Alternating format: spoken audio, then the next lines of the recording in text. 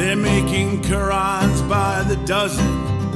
They're painting the pages brown. The Central Asia is full of scholars. The circus is in town. Here comes the white Muhammad.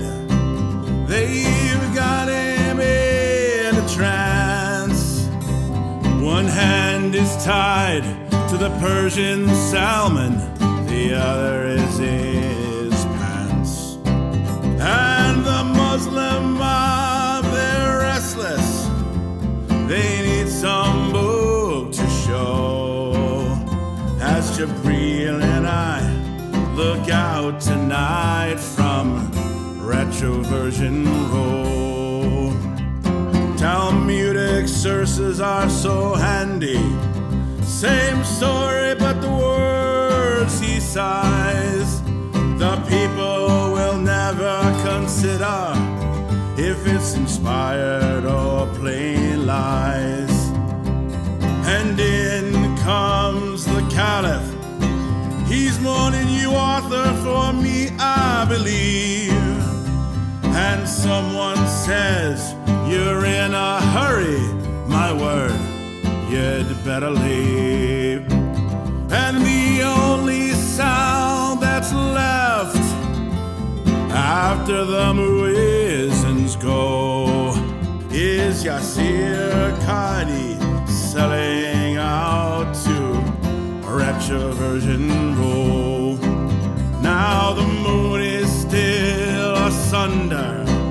The stars are beginning to fall. The fortune-telling prophet counting booty at his stall.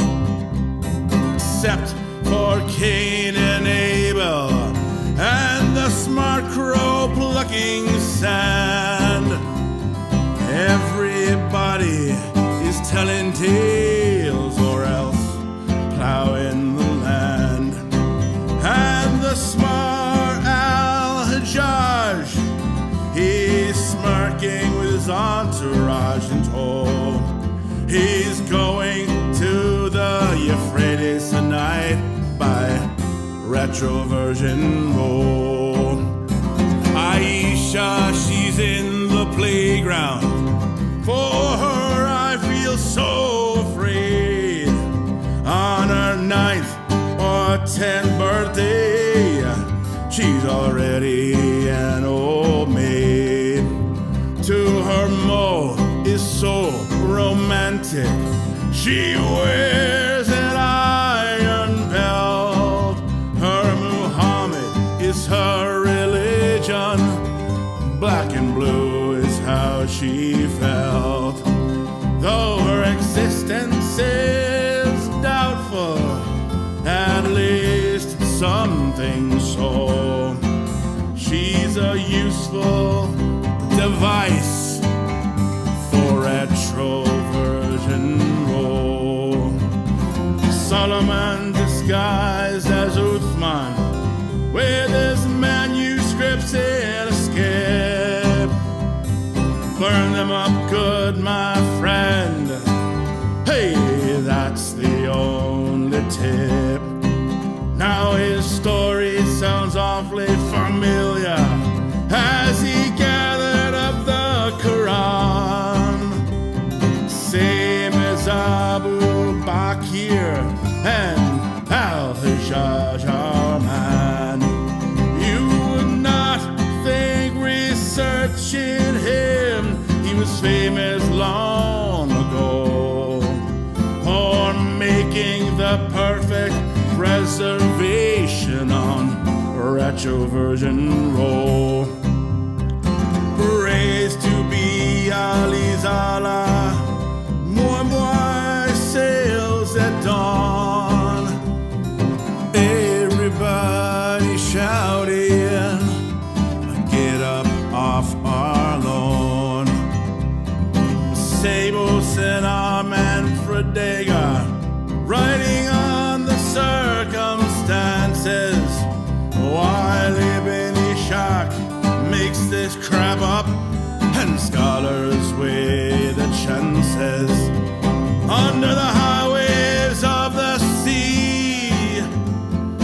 drunken warships go, and nobody has to think too much about retroversion roll. Yes, I received your Quran yesterday, about the time our wallet died.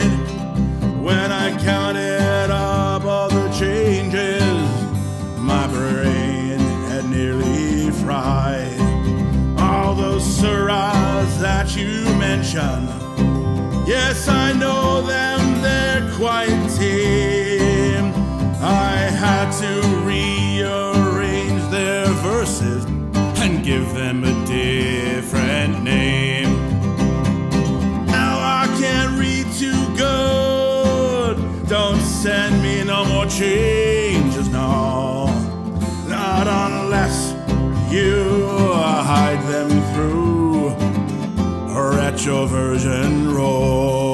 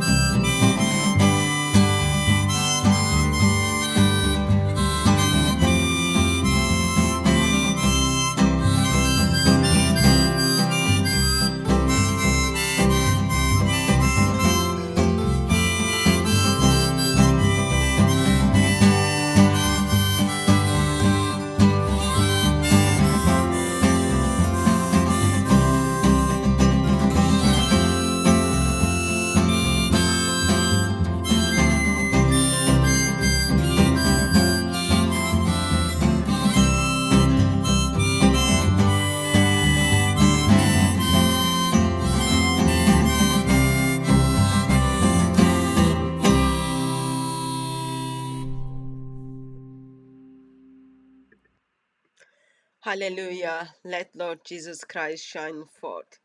Good evening, good afternoon, wherever you are joining us.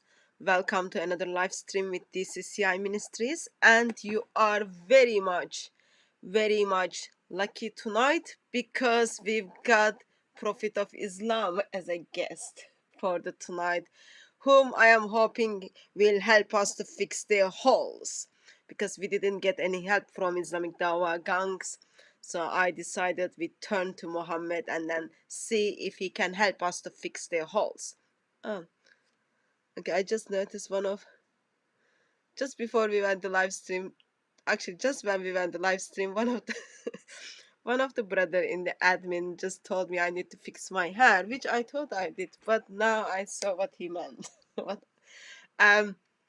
So we are gonna talk about these holes in the Quran, and also as we do that, we will be asking some information from Prophet of Islam, who is so-called Muhammad, as well as I just thought we start with a song actually which also expresses some holes in the Quran and some problems in the Quran. And those of you who've been joining us for live streams this week, I am sure you already kind of recognize the song. That song came from Sneakers Corner. That song came from Brother MC. And yeah, I just thought we start with, and then we will finish with another song of Brother MC. If, of course, if I don't forget by the end, because I start things and I've got lots of ideas, but I do forget those ideas soon.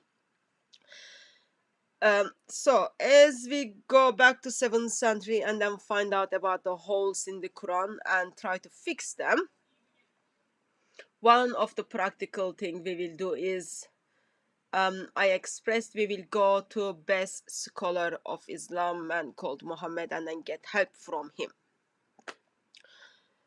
Let me actually keep the chat so that I can see what's happening in the chat as well, because as you can guess,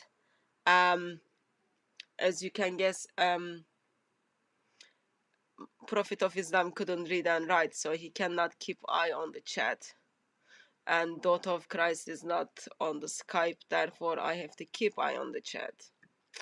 That is not very helpful action from the Prophet of Islam. The song we listened, I did get to hear from lots of people that you liked this song, and then also there was another one. They are very beautiful song actually, but because when we kind of said, okay, let's put songs together about Muhammad, purpose was songs are mainly focused on Muhammad. So Brother MC's songs are very, very good. Like he's like professional, and also I'm sure by now he's got lots of best friends. But his songs were not focused on Muhammad alone. His songs were focused on Islam. Therefore, I kind of went with songs more focused on Islam. But it is beautiful, beautiful song. If anyone wants to kind of be friend with Brother MC and you haven't become friend with him, please go to YouTube and find YouTube channel called Sneakers Corner. That is good step for starting for friendship. So where is the Quran? Let me just get the Quran with the Yasir Qadhi's Quran.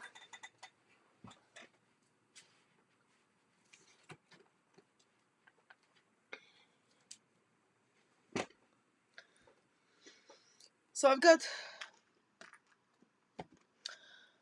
got Yasir Qadhi's Quran. Yes, it took long time for us to get the Yasir Qadhi's Quran, but finally we did get his Quran. This is the Quran which I'm sure, I don't know of course his heart, but I'm sure this is the Quran which he's talking about.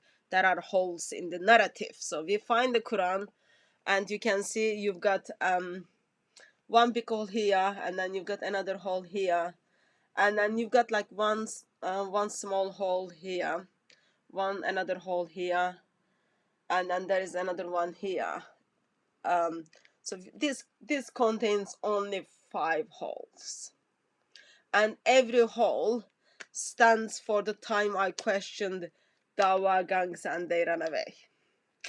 Actually, we needed to find another Quran which has more holes, but it is hard work. It is hard work to find those Qurans, okay? So, holes in the narrative.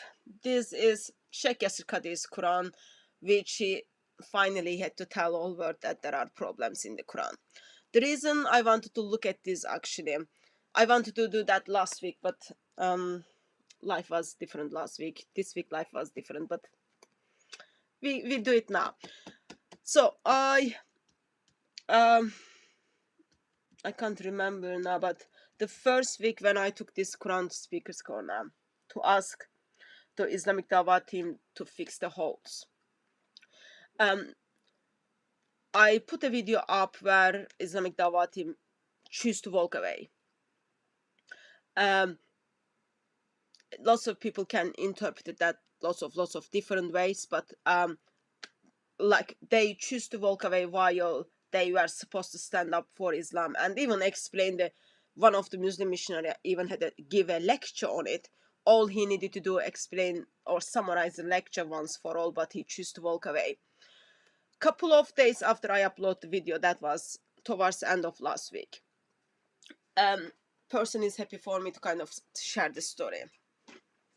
I did get a Skype message. I did get a Skype message from a Muslim from Pakistan. Yes, I do get lots of creepy Skype messages.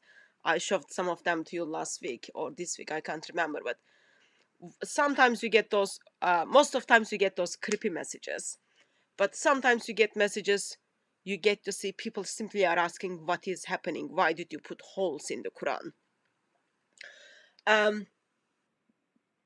Of course, you can see I'm like so much sad, very much sad, and like really sad that this is just a small hole. It is not giant hole, because the holes Muslims are talking, which narrative has, is a giant hole, but this is just a small hole. Why? Because I'm just so kind. I don't know why people think I'm so rude, but I'm very much kind. Just 5 holes in one Quran. And I've got 37 different Qurans, and they are without holes. They will get the holes soon, hopefully.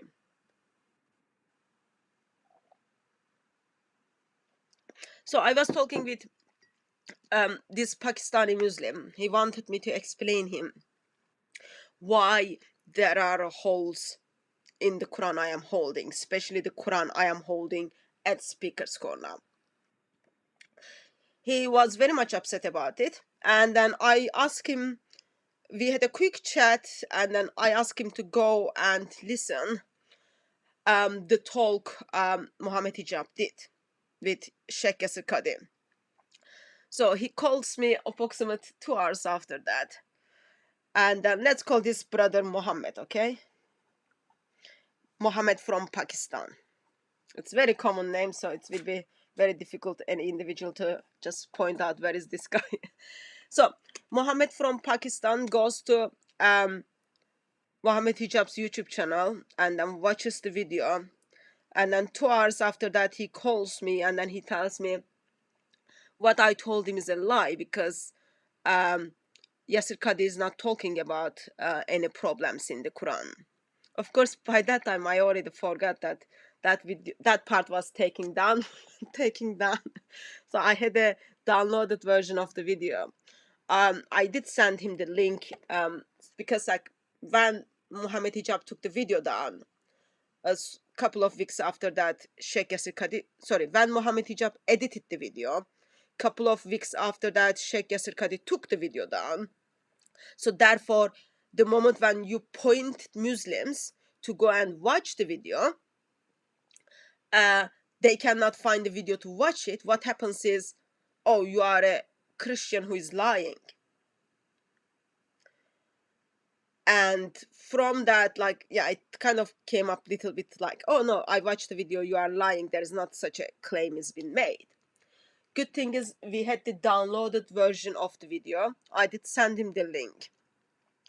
And a couple of days after that, we talked about different Arabic Qurans in the intention of there are problems in the Quran and you've been lied to. And what one of the positive thing was this Muhammad from Pakistan knew about Sheikh Yasir Qadi, and he was following Sheikh Yasir Qadi, as well as he's been following this Muslim missionary. I had a clip from Sheikh Yasir Qadi's talks. In the past, I used to follow him. I stopped following him recently, but I used to follow his work. In one of his teachings, he's talking that actually there is only one Quran. There are not any problems in that Quran. That's a couple of years ago video. And also, I had the video which is put together during the lockdown regarding that there are problems in the Quran. So this Muslim from Muhammad from Pakistan, listen to those two videos. He cannot call me as a liar anymore. Why? Because he saw his own eyes and he heard by his own ears that one of the most trusted Muslim sheikh has intentionally lied to him. It wasn't like, oh, he didn't know anything about it, but he knew about it, yet he didn't share the information with Muslims. He held it to himself. And also this Muhammad from Pakistan was extra unhappy because Muslim that is only one video was only in one channel and full video wasn't there. So Muslim was upset, like not only, okay, someone made a claim, but what is happening now is they are hiding, trying to cover up this claim. It was helpful because we had very, very long conversation. I am hoping one day he will join us for the live stream, because now he's woken up. He doesn't want to follow the lies he's been told. And one of the lies he's been told is Quran has been perfectly preserved, and today's Quran is taking us back to Muhammad's Quran. Good thing is Mohammed from Pakistan, who called me last week as a Muslim, now is ex-Muslim. So that's something we need to give thanks to God. Of course, we don't want people to become ex-Muslim. We want people to become believers. We want people to become member of our family. We want people to become a Christian. So becoming ex-Muslim is the first step. Now we have to follow this Mohammed from Pakistan. So for centuries and for centuries, without any shame, Muslims lied that Quran has been perfectly preserved. Now I end up having 37 different Arabic Qurans, and a couple of years ago I had 26 different Arabic Qurans. It's just like growing. I need to move out somewhere so that I can have like more space.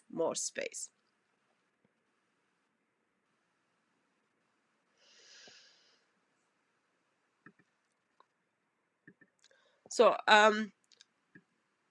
now what I want us to do, because I just noticed that those are the basics that Muslims don't know.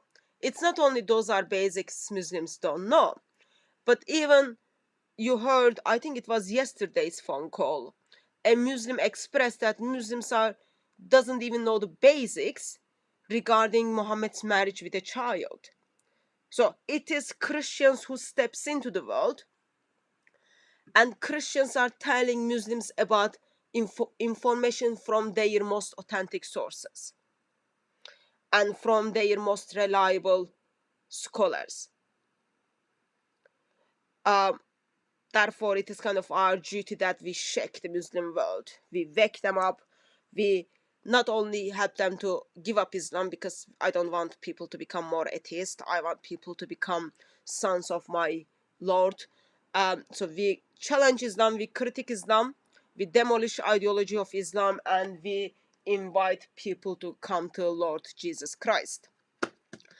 So with that in mind, yeah, I felt it become gently, not it become gently actually, I felt I was gently forced to today go back to time of Muhammad in 7th century and just look at two basic hadith from Islamic tradition, which talks about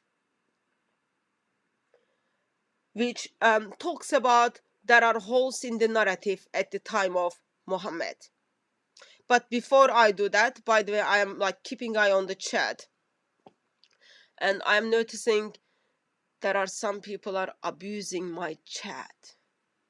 Like, abusing chat is worse than abusing Skype. The reason is when you abuse the Skype, it is only me. But when you abuse the chat, it is lots of other people who are watching, who are trying to communicate with one another, or who are trying to listen. So you are distracting them. Therefore, abusing the chat just becomes not very good thing. So I just want to gently encourage those of you who are abusing chat by posting the same thing again and again, again and again and again. Please don't do that. Don't abuse the chat. Don't abuse the chat. Freedom of speech is welcomed, and really, really, really welcomed. But don't abuse it, because there are brothers and sisters in the chat who are trying to kind of keep eye on the comments. As a moderator, you are just making their job difficult, and it is not very easy job anyway. Just like try to read all the comments to make sure like nothing is out of control, or you are not like putting anyone's life in danger. So those are difficult skills and jobs. Don't do that. Don't do that. And please keep the conversation in a topic which we are discussing that is helpful for everyone as well. Like, those are the like basic habits. Should be okay. I'm sure as a good sinful human beings, or as a good sinner. Of course, if you are brothers and sisters, you are sinful. If you are not brothers and sisters yet, you are sinners. That please, like, follow the basic principles. Do not abuse the chat. So who is ready to go to 7th century? If you are coming to the 7th century with me, please make sure you are aware. We are going to speak with someone who can't read and write, or we are going to listen from someone who cannot read and write, as well as we will be in the timeline where there is no internet. Life was very, very difficult in 7th century. And also we will be in the timeline where there is a lot of violence towards your close friends. Okay, so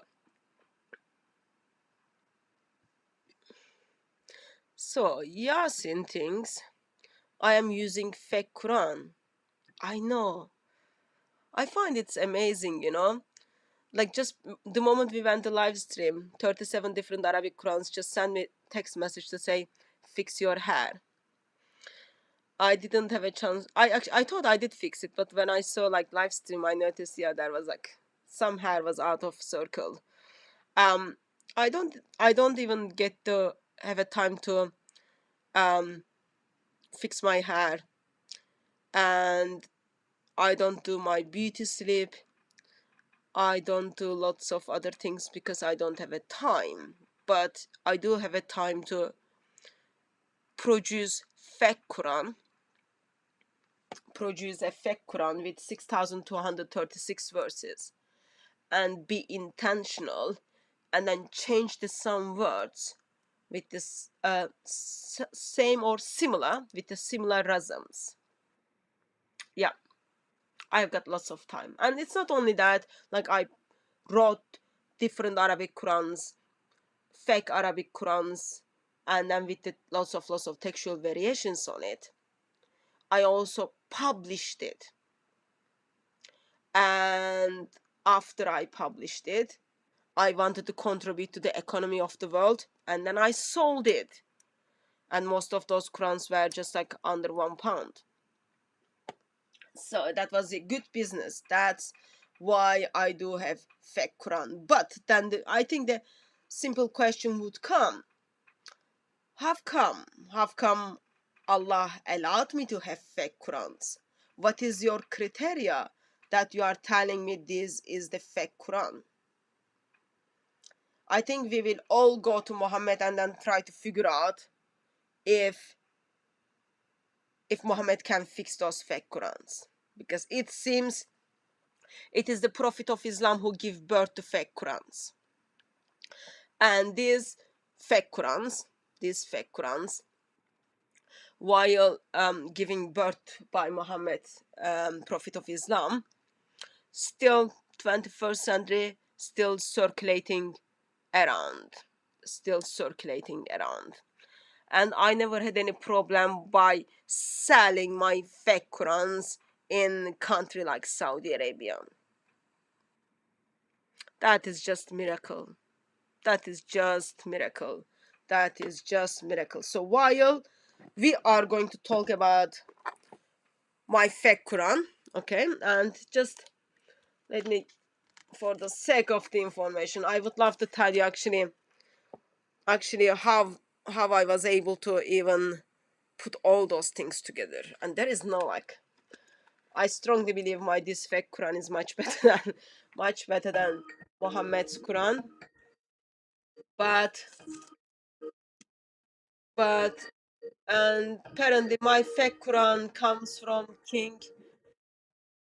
Oh, I can't read it because there are holes in the narrative, but I'm assuming this comes from the King of Saudi Arabia.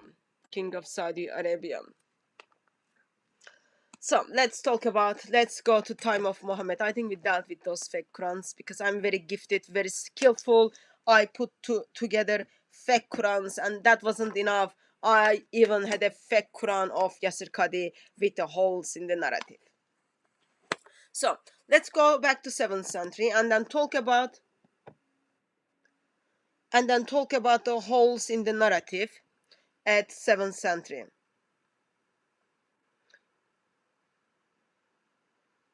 So the question comes with the basic statement.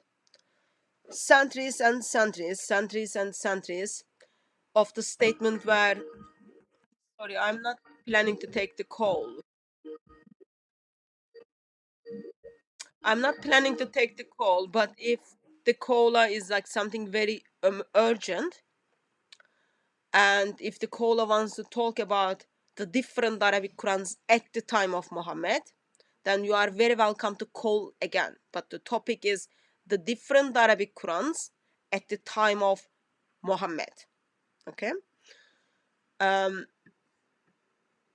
So, the fake Qurans kind of step into the, not fake Qurans, sorry, different Arabic Qurans.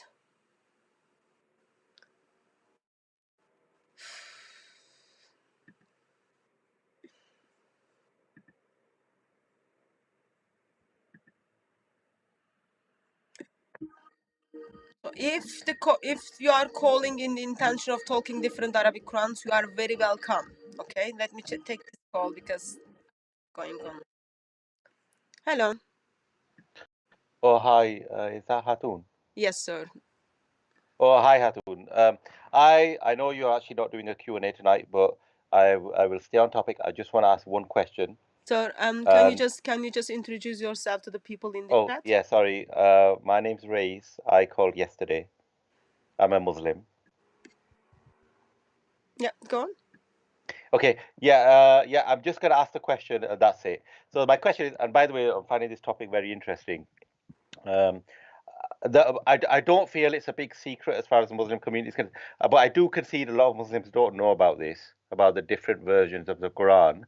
My challenge to you, and my question to you really is tonight, if you can cover this, is can you find two conflicting versions of the Quran where there is a contradiction in the meaning? So where the whole context changes, not just, this word has got a zabar, or this has got a zair, or the letter has changed from this version to this version. What I mean is where the whole verse's meaning means that the whole context, the actual meaning of the whole verse or the implication of the whole verse is contradictory to the other Quran. So you could say things like, I am the king of the world, or I am the leader of the world. It really means the same thing. Yeah, so I'm looking for something that's totally contradictory between both versions that you find. If you can find something like that and show it, that's all I want to ask you, and that's it basically. Okay, thank you very much, sir. Okay, thanks. Bye. So, as you heard, now Muslims are asking if there are contradictions between different Arabic Qurans. I will come to that. Quick answer is yes. Yes. But also, I am gonna, actually, it is a brother, I forgot his name now. I just like wrote him just before we went live. What was his name? I forgot his name, but just brother, one of the brother put short video together regarding the contradictions within one Quran. It is very short video. It's gonna go up online tomorrow while I'm at Speaker's Corner. So that I think I don't need to go any other Quran to find contradictions between them. Because for Quran to be the word of Allah, you need to find many contradictions in it, and then yes, there are within one Quran, and yet when you look at the 37 different Arabic Qurans, not according to me, actually according to me, there are over 93,000 variations, and I've got busy life, I didn't go through them all, but for me, one is more than enough. For me, one is more than enough. And second one is, have you heard the caller? Have you heard the caller where he states different versions of the Quran? Anyone pick that line? Different versions of the Quran. Why did I grow up with knowing there is only one perfect Quran has been perfectly preserved? Why my imams, my family lied to me that there is one perfect Quran? Why even a couple of years ago, Sheikh Yasir Kadim made a video and then talked about there is one perfect Quran all around the world. There is not even any variations.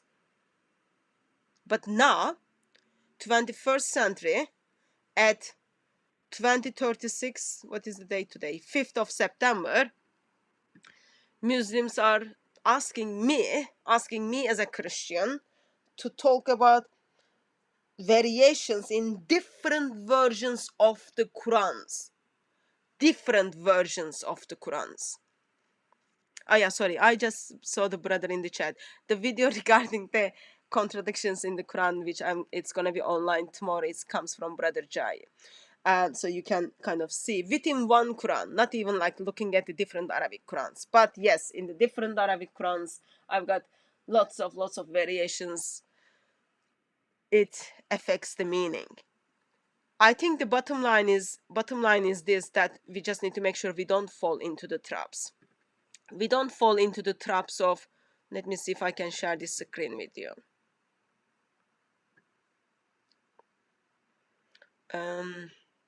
We don't fall into the traps of, oh yeah, there are textual variations, and yeah, it is written by human beings, that's very normal. That is the trap Muslims are forcing you to go in, or trap Muslims are forcing you to go in. Another trap is, oh, it's multiform text. That's not the case. That's not the case, because you've been telling your Muslim brothers and sisters that there is one perfect Quran which has been perfectly preserved to the dot. To the dot. That's the point. So you lie to the people.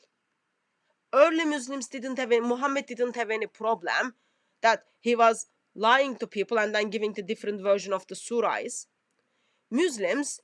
Early Muslims didn't have any problem with getting rid of the different Arabic Qurans.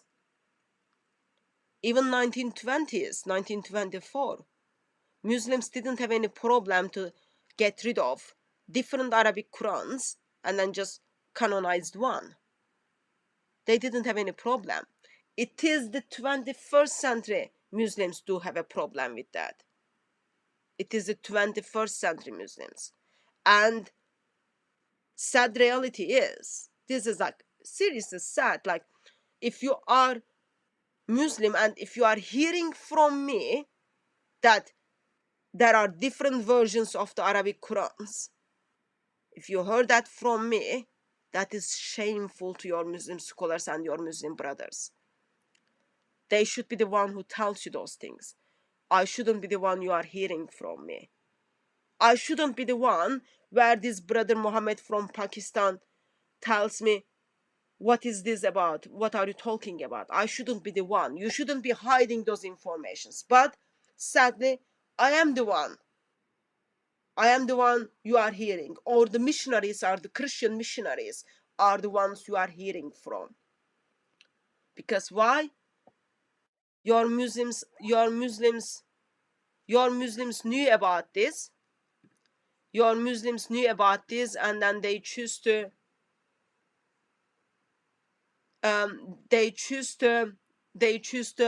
what it is, they choose to not share that basic information with you. Okay, so let me kind of make sure that none of us falls into traps of, oh yeah, there is different versions of the Quran, so what? There is different versions of the Quran, so what? Let me see if this is gonna take place. It's gonna happen.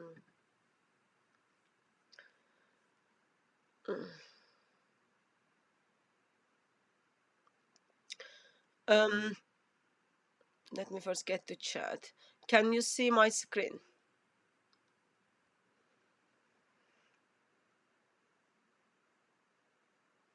Can you see my screen?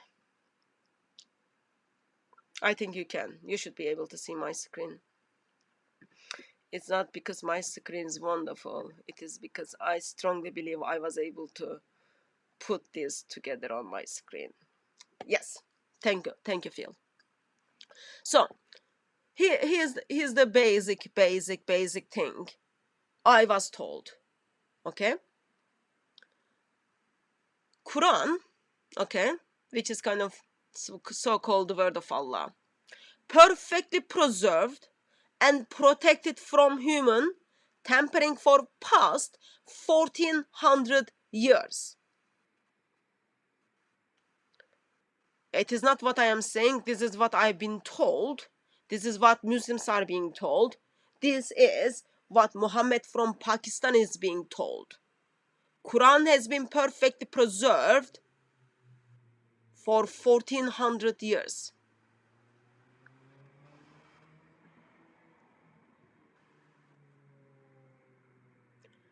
Unchanged, even to a dot, over past 1400 years. No variation of the text can be found in it. Unchanged, even to the dot, and no variation within the text can be seen.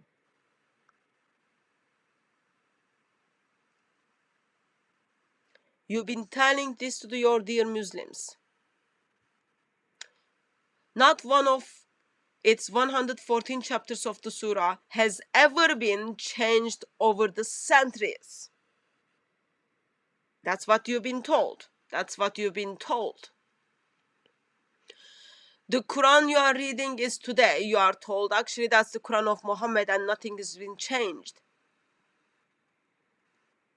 Without any shame, your Muslim leaders, your Muslim missionaries are simply telling to you, dot by dot, letter by letter, sound by sound, it's exactly the same.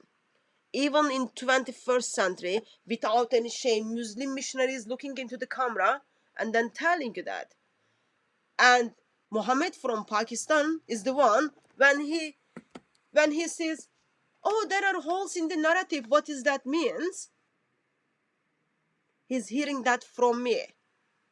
If that is that much very basic information, why you have not told them, why they are not knowing? It should be one of the basic information as well. Like, it's the same basic information. Is Muhammad is the prophet of Islam? Oh, by the way, Quran has textual variations and there are different Arabic Qurans. That should be so basic. It should be so basic, while you are telling people, oh, God doesn't have a son. Oh, Christians believe in three gods. You should also be telling people, by the way, we've been critiquing Trinity or sonship of Christian God, but just beware. We've got different and different and different and different and different and different and different and different and different and different and different and different and lots of different Arabic Qurans, but still we are saying there is only one Quran. Why? Because 1 plus 1 plus 1 plus 1 plus 1, 1 plus 1 plus 1 plus 1 plus 1 plus 1 still makes 1. But we don't want to talk about this in the house. All you need to know is, when you meet with Christians, ask them, how come 1 plus 1 plus 1 makes 1? Why do you believe in three gods? But please, don't ever question the preservation of the Quran. Please don't even doubt. Why? Because if you have doubt according to Surah 5, what will happen? You are in trouble. That's all it is. That's all it is. So it should have been very basic information that there are problems in when it comes to the preservation of the Quran. Yes, as a Muslim, I should have a faith and belief Quran has been perfectly preserved, but also, dear Muhammad from Pakistan, but also as a side information, please beware, there are different Arabic Qurans circulating around it. We cannot answer those questions. They are pressing questions. People are pressing in. We don't want to answer it. Don't push me. I don't want to answer the question. Why? Because I know there are holes in the narrative. That's what it is. But while we are dealing with 37 different Arabic Qurans or 30 different Arabic Qurans, like Muslims put book together with the 30 different Arabic Qurans, we have to still say 31 plus 1, 1 plus 1, and then you go up to 30. It is still makes one perfect preserved Quran, and dot to dot, letter to letter, sound by sound, it's exactly been preserved. We don't want to talk about rest. Why? Because I know it's gonna hurt. It's gonna hurt the feelings of the Muslims. Therefore, we simply don't want to talk about it. You see the problem? The problem is you lied. You intentionally lied to the Muslims, and now, sadly, Muslims are simply waking up and asking basic questions. I shouldn't be the one who tells them, but since you lied, I am the one who is telling them. Not helpful. And you should know that better than me. It is not helpful.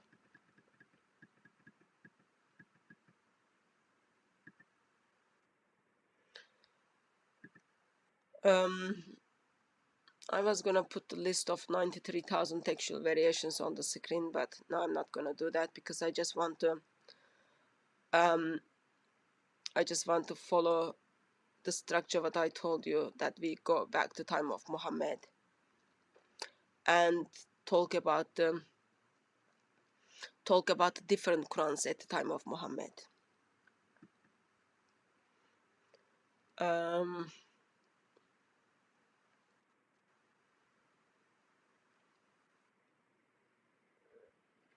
So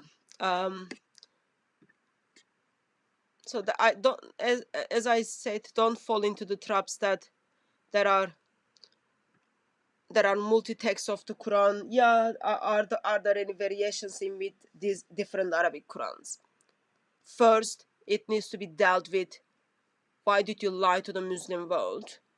Dot by dot, letter by letter, sound by sound, it's exactly the same. That's first what we are going to deal, step by step. And then let's go to the time of Muhammad. So, we are going to look at two hadith from the time of Muhammad, according to Islamic tradition, of course. And then we will see what did people told Muhammad. What were people complaining, and how Muhammad expressed there are holes in the narrative in his time. Okay, so that's the plan. Because I'm good person, I'm like really sinful good person, therefore I will shove the hadith on the screen so that we don't have any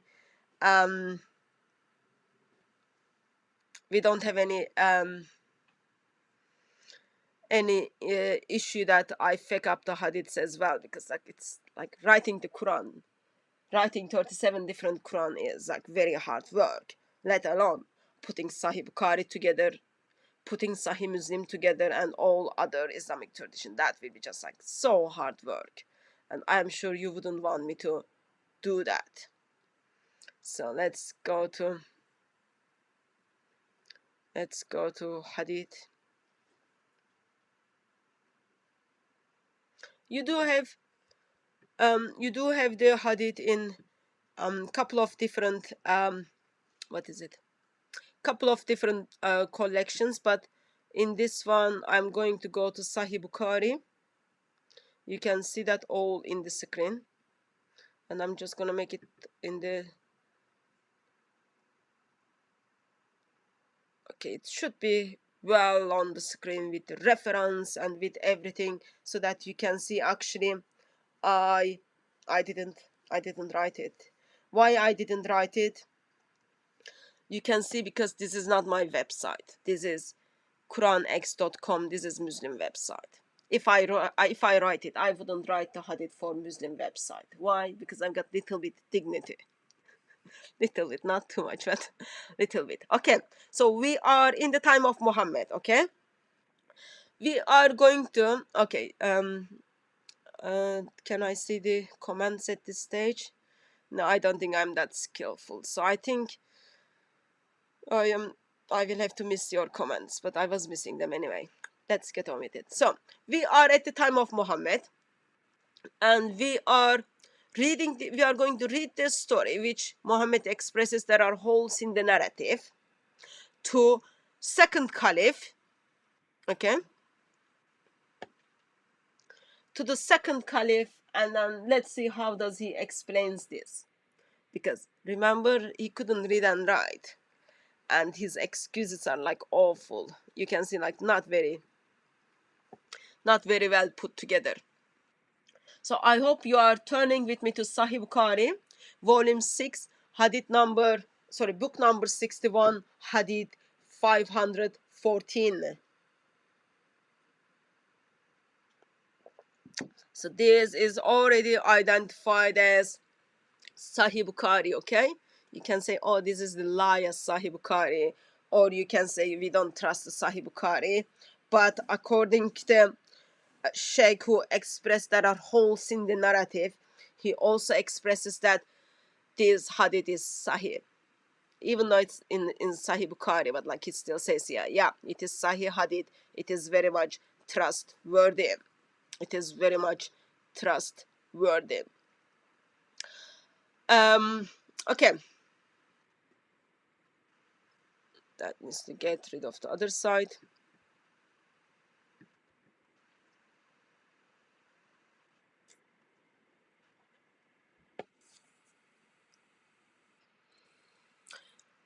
Narrated Umar bin Khattab. So this is the second caliph of Islam, Hafsa's father, Muhammad's father-in-law, okay? So therefore, he's got good relationship with Muhammad. This guy tells us how Muhammad explains there are holes in the narrative, okay? I heard Hisham bin Hakim reciting Surah Furqan. This is Surah 25. During the lifetime of Muhammad, Allah's messenger. And I listened his recitation, and I noticed that he recited in several different ways, which Allah's apostles had not taught me. So he's reciting Surah 25. Umar is listening Surah 25, and then Umar kind of gets bubbles in his head. That's wrong, that's wrong, that's wrong. I didn't know it was like that way. I didn't know it was like that way. I didn't know it was that way. No. You are reciting Surah 25 different than what my son-in-law taught me. And this is my son-in-law who I helped him to get some revelations. My son-in-law, the way he would teach me would be the correct one. But let's see what's going to happen. I was about to jump over him during his prayer. I was about to jump over him during this prayer. Why? Because he's reciting Surah 25 differently. It's not like, oh, I was waiting him to finish so we can have a debate or discussion. I was about to jump over him. That's not very like friendship language, is it? You don't say to your friend like when they speak, let me jump over you and shut you down because you are saying something I disagree. I was about to jump over him during his prayer. By the way, Hisham bin Hakim and Umar are from the same tribe. They are the people who are from the same community. I was about to jump over him during his prayer, but I controlled my temper. See how good Umar is. This Umar, who is identified by Muslims as bloody Umar, he controlled his temper. Breathe in, breathe out, breathe in, breathe out. Okay, I'm not going to jump over him now. What I'm going to do is I'm going to wait him to complete his prayer. Why? Basically because you don't want to break someone's prayer secondly, even though how much you disagree, how much you want to jump over him. All you do is like breathe in and breathe out, breathe in and breathe out. And he waited for he is to complete his prayer.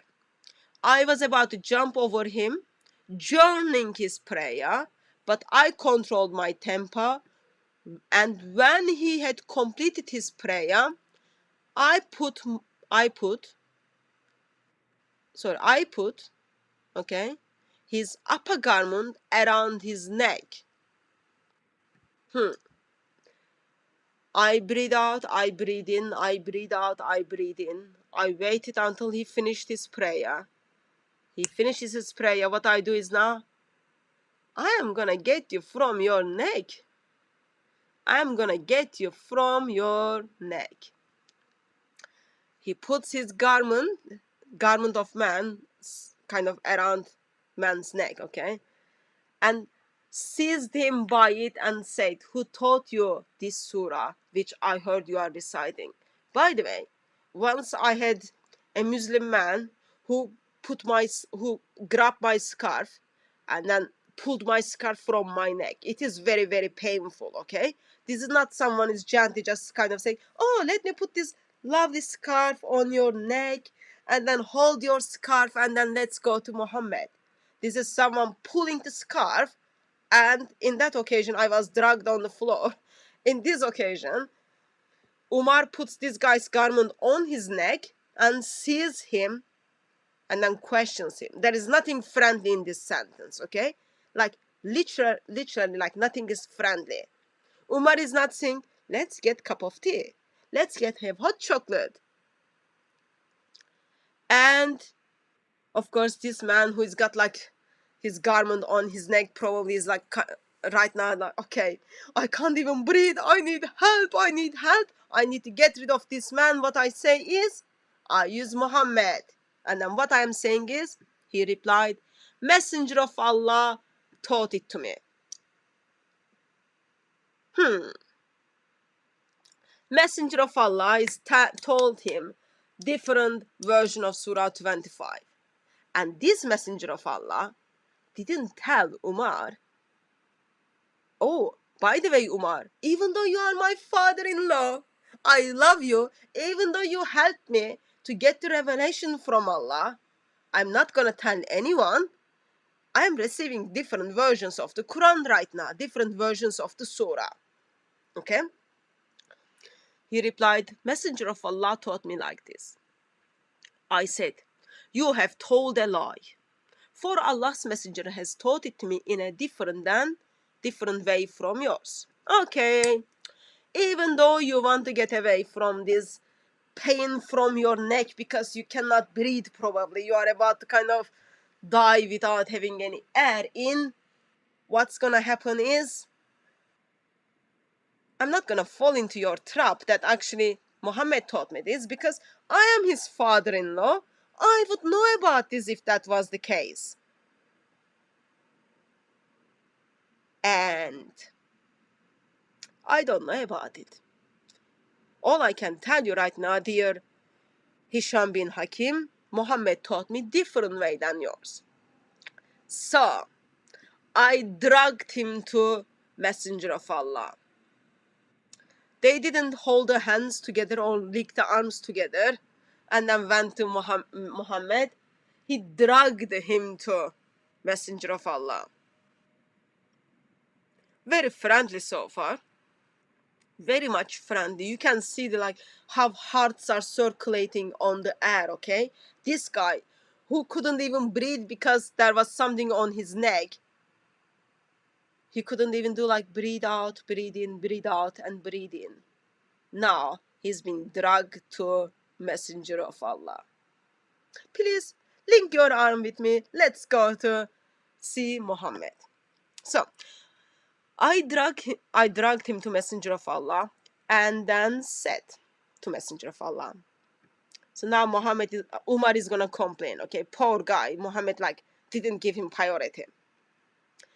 I heard this person reciting Surah Furqan in a way which you have not taught me. Dear son-in-law, my dear son-in-law, remember the days I taught you, I helped you to get revelation from Allah? Remember the days I saved your marriages by telling like, oh, angels are gonna curse your wives, Allah is gonna exchange your wives. Remember those days? Now I am hearing this guy called Hisham bin Hakim, who is in the same tribe, is reciting the Surah 25 different than me. And you didn't make me priority. You taught him different, and you didn't even tell anyone. Why I am the one who is hearing that in the mosque while I am putting his garment on his neck and seizing him by? There is like, so you can see like love is on air at this stage, okay? On that, Allah's apostle said, release him. But by this time, poor guy, like still, he's got the garment on his neck and he's been drugged. Poor guy is not like probably like, okay, right now I need the air. I need my oxygen mask. My lungs are dying. On that, Allah's messenger said, release him, O Umar. Recite, O Hisham. Then he recited the same way as I heard him reciting. Good. Hisham sticked with his version, and he's giving the version which he did in the mosque.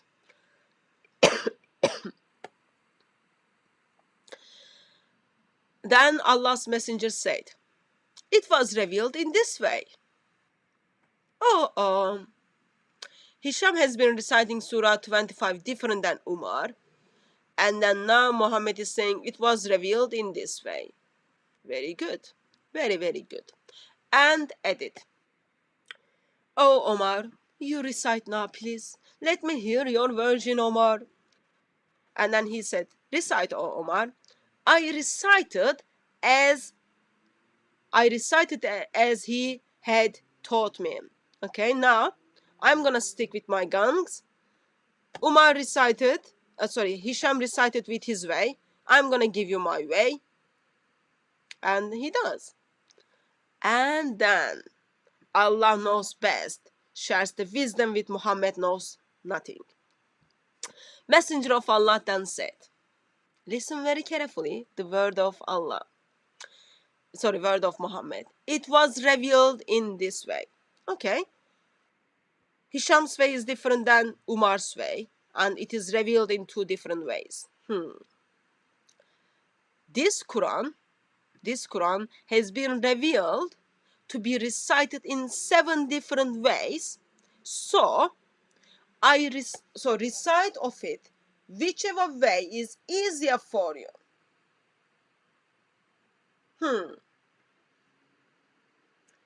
You've got two people are like fighting for life. Okay, other guy is like, poor guy can't even breathe well now at this stage. And then Muhammad says like, oh, no worries. This is only 2 different versions. There are 5 different versions. You are gonna hear it. And then pick the one which is easier for you. Can someone, let me just find the comments, like, oops. What I need right now is, I need gentle help from dear people in the chat to explain it to me. Why Muhammad knows nothing, Allah knows best. Messed up. Why there are holes in the narrative, and in this one there are 2 individuals with the holes. And then of course Muhammad is there. He's talking about 7 ways. There are like 7 holes. Minimum of 7 holes. Have you noticed? Father-in-law doesn't even know at this stage. Father-in-law doesn't even know at this stage that actually Quran has been revealing. Allah is revealing the Quran in many different ways. Like he didn't even tell his father-in-law. At this stage, no one is talking about, oh yeah, there are different Arabic Qurans. This is the moment like they're just finding out. Why they are finding out? Because Muhammad knows he messed up. Muhammad, I've got the answer here. Because Muhammad lied and then made up his religion. So Muhammad can't remember the surahs, and then he tells people, you know, like sometimes people lie. Most of the times people lie, but sometimes people lie, and then when you ask them the same thing like next week, it happens a lot at Speaker's Corner. Muslims don't even remember the full version of it, and then they say something else. From that, you know, actually, yep, that person lied, and now they are trying to save the face. In here, what is happening is now Muhammad, yep, I have to fix this. Now people are seeing there are holes in the narrative. People are seeing there are holes in the narrative, and those are not like anyone who you meet on the street, but one of them is my father-in-law. He's seeing there are problems. He's seeing there are problems. I have to fix this. How I can fix this? I will use Allah, because He always come to my rescue. He always come to my rescue. And no one can question Allah. Why? Because of Surah 5. You can't have doubt. You can't question. If I say, oh, I can't remember, I messed up, I can't remember which version is this, that wouldn't work. Therefore, we bring Allah in.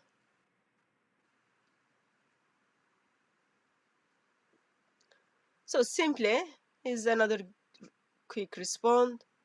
Muhammad didn't even remember what he said earlier. Now he's making it up. He's making it up.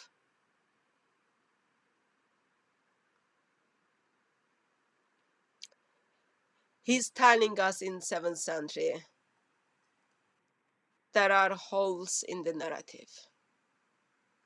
Same thing which Muslim sheikhs are telling us, there are holes in the narrative.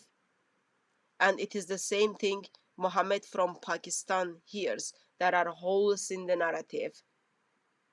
By the way, when I say Pakistan, I'm not talking about like Pakistan who just like spends all day, put their feet on the table and then have hot chocolate. I'm talking about Pakistan, who is identified Islamic Republic of Pakistan, which identified, oh yeah, we stick to Muhammad. We want the teachings of Muhammad. That Pakistan. People are so religions, so follow the religion so much, they persecute non-Muslims. People follow religion so deeper. When I say religion, I'm talking about the teachings of Muhammad and Quran. They persecute our brothers and sisters.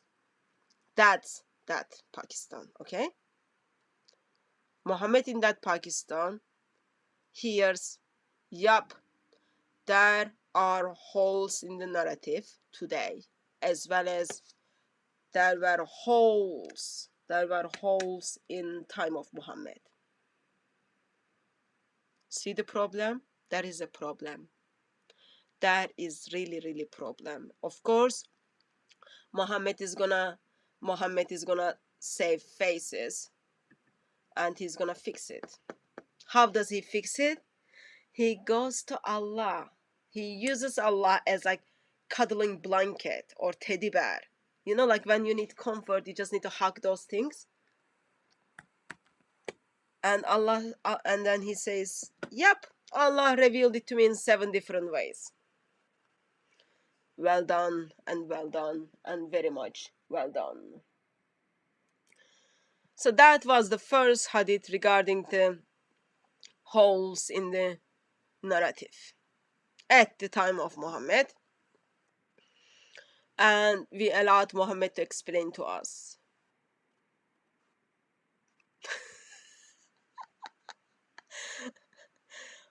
I can't believe someone is in the chat is just insulting potatoes. People, be careful. Vegetables can be good. I don't know where you are, but in England on Sundays people eat potatoes. You don't want, as people eat potatoes, they remember Prophet of Islam. That would be like very painful Sunday lunch. Okay, so that was the first hadith. Let's move to the second one. Let's move to the second one.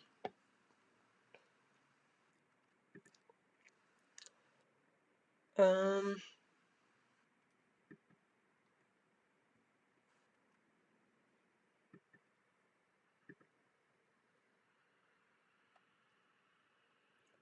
one is long.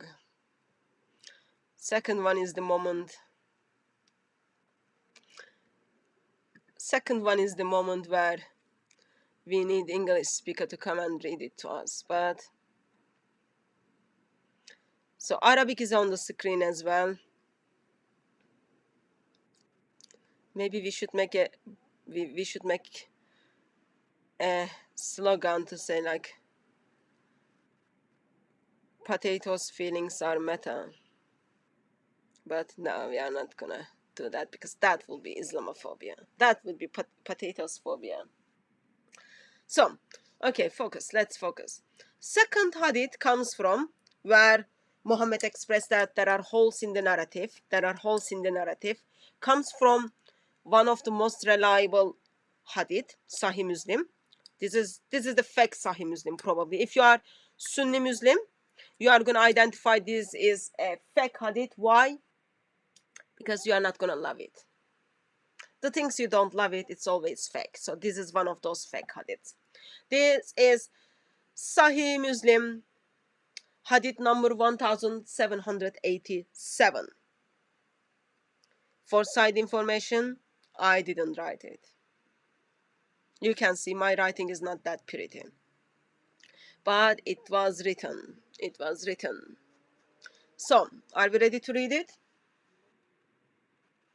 First one was Sahih Bukhari, 661 514. This is Sahih Muslim.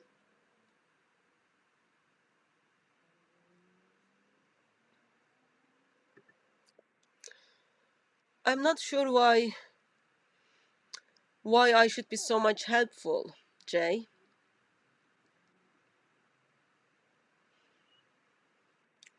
Muslims should have access to them. They don't even need my different Arabic Qurans because they are going to call my different Arabic Qurans fake and fake and fake. Or they are going to say to my different Arabic Qurans, they are not written well. And I'm not that kind to share my Qurans at this stage. I'm going to give some of my Qurans to people once I die, but not at this stage. So, let's get on with the business. Sahih Muslim, hadith number 1787. 1787. This is one of my favorite hadith. In this one, we've got Ubay bin Ka'b. Anyone remembers this guy? This guy is the one who Muhammad said, take the Quran from. And this is the guy who had different Quran than rest of the 4 people. From Zayd bin Thabit, from Ibn Masud. Okay? And this is the one who Muhammad trusted and Muhammad just beat him. But let's read it. Ubay bin Ka'b reported, I was in the mosque when a man entered and prayed and recited the Quran in a style to which I objected. Okay, this is like now we've got Ubay bin Ka'b and Mr. X. Mr. X is reciting the surah, Quran, different than how Ubay bin Ka'b knows. Then another man entered the mosque and recited the surah, recited in a style different than that of his companion. We had Mr. X, now we've got Mr. Y. Mr. X and Mr. Y is reciting the Quran different from one another. And Ubay bin Ka'b is there. Okay? Today Muslims simply say, oh, it is just different recitation. Just different recitation. But that different recitation was bothering people. But let's get on with it. When we finished the prayer, we all went to Messenger of Allah and said to him, see the difference in this one? Ubay bin Ka'b is more gentleman. I'm not gonna drag you there. I'm not gonna put anything on your neck and then take your bread out from you. I am gonna wait. Once we finish, we go and deal this with as an adult, okay? Both of them went to Muhammad, three of them, sorry. This man recited in a style which I objected, Ubay bin Ka'b says. And the other entered and recited in a style different from that of which his companion, style different from that of his companion.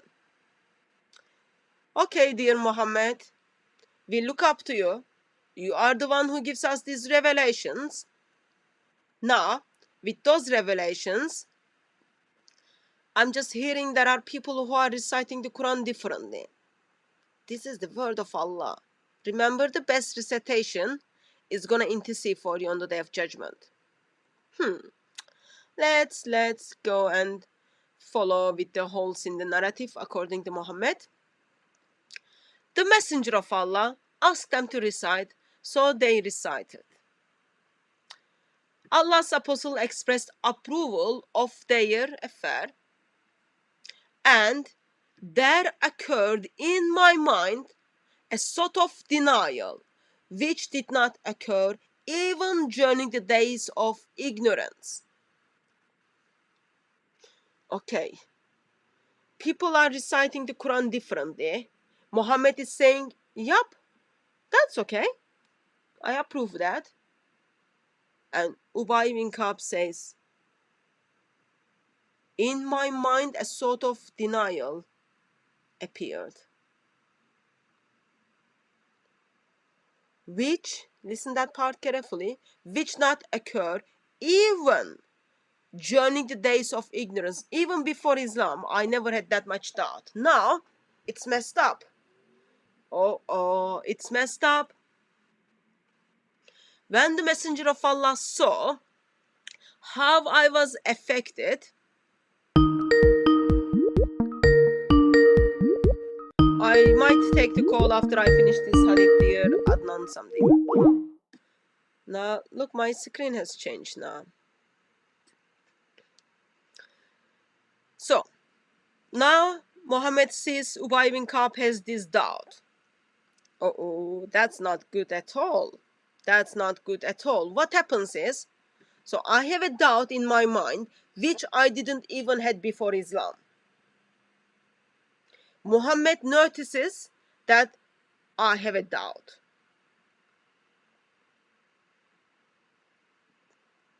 What Muhammad does? He asked me to go out to pub and have drink with him so we can discuss the issue. Oh, no, sorry, I'm reading wrong. Oh, Muhammad got me falafel. So we talk about this during the dinner. Nope, that's not the case. Muhammad noticed I have a doubt. I have a denial, which I didn't even had in the pre-Islam. Muhammad buys me holiday. Oh, no, sorry. It doesn't say that. This is my English. It's just like very bad. I can't even read what it says. It says, what does it say? He struck my chest. Come on, Muhammad will never do that. Why would Muhammad, last prophet, walking Quran, best example to humanity, sees a person have a doubt, which person didn't even had before Islam, just beats this guy from his chest? Why? Or maybe it's with handkerchief. Let me see if it says if handkerchief or anything. No, I can't see word handkerchief there. Let's focus. I had a sort of denial, which did not occur even in the days of ignorance. When the Messenger of Allah saw how I was affected, he struck my chest. And from that strike, whereupon I broke into sweating and felt as though I was looking at Allah with fear. It wasn't a falafel. It wasn't the pub with beer.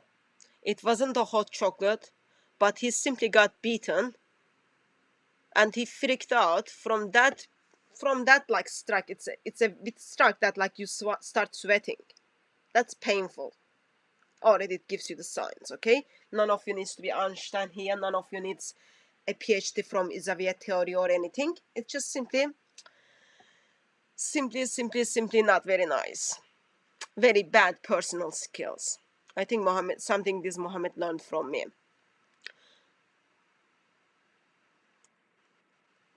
Hear the emphasis, okay? I'm making fun of it, but like there is something needs to get our attention. Ubay bin Ka'b hears the different Arabic versions of the Quran, and then he sees Muhammad says okay to that. That causes him to have a doubt. And when Muhammad noticed one of the men whom Muhammad points out, go and take the Quran from this guy, Muhammad simply strikes him in his chest, which makes him to break into sweats. And Muhammad said to me, Ubay, a message was sent to me to recite the Quran in one dialect. And I replied, make things easy for my people. It was conveyed to me for the second time that it should be recited in two dialects. I again replied to him, make it easy for my people. It was again conveyed to me for the third time, recite in 7 dialects. And you have got a seeking for every reply that I send you, which you should seek from me. I said, O Allah, forgive my people, and I have deferred the third time on the day, one for the day, on which the entire creation will turn to me, including even Abraham. After Muhammad beats this guy, Muhammad says, oh well, I need help now. I need to give justification for this, and one of the justification I can't give is I have to give justification because I just beat this guy in front of others. Everyone is gonna hear about this. And what I'm gonna use? I am gonna use my cuddle blanket. I'm gonna use my teddy bear, and I will tell you what Allah did. I begged Allah to give me the Quran in different ways, so Allah did. And that's it. Allah never bothered to tell Ubay bin Ka'b, Muhammad never bothered to tell Ubay bin Ka'b, whom people need to take the Quran from, until this stage. Oh, Ubay bin Ka'b, you know what? Quran has been coming to me 7 different ways. This is ahruf actually. They translate it as the dialects, but Arabic word is ahruf. Quran is coming to me in 7 different ways. I'm sorry I never told you about it. Why? Because I never thought one day I will forget what I'm telling people and then I will give them the different versions. I thought you never find out about it. So here's a couple of practical things, okay? I'm concerned. Muhammad has been begging Allah because he can't remember what he's telling people, okay? Begging Allah to help him. And Muhammad is giving people different versions of the Quranic surahs. And people are having fight about it. And no one knows about, there are different versions of the Quran is circulating around until people goes to Muhammad.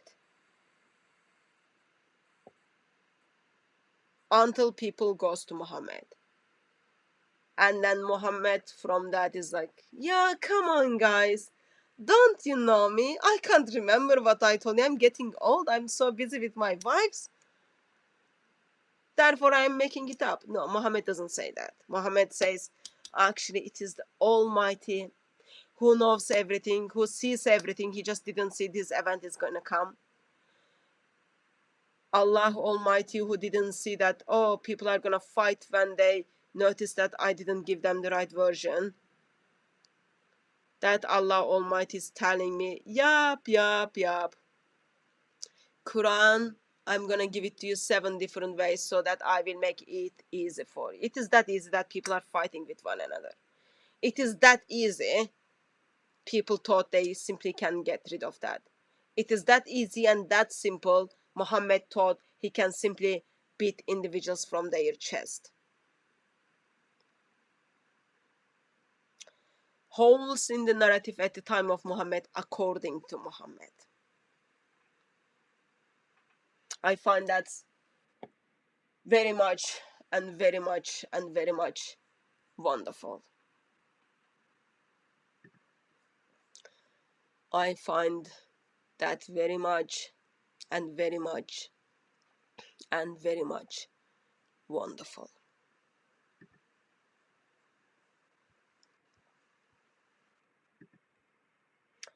And let me show you something.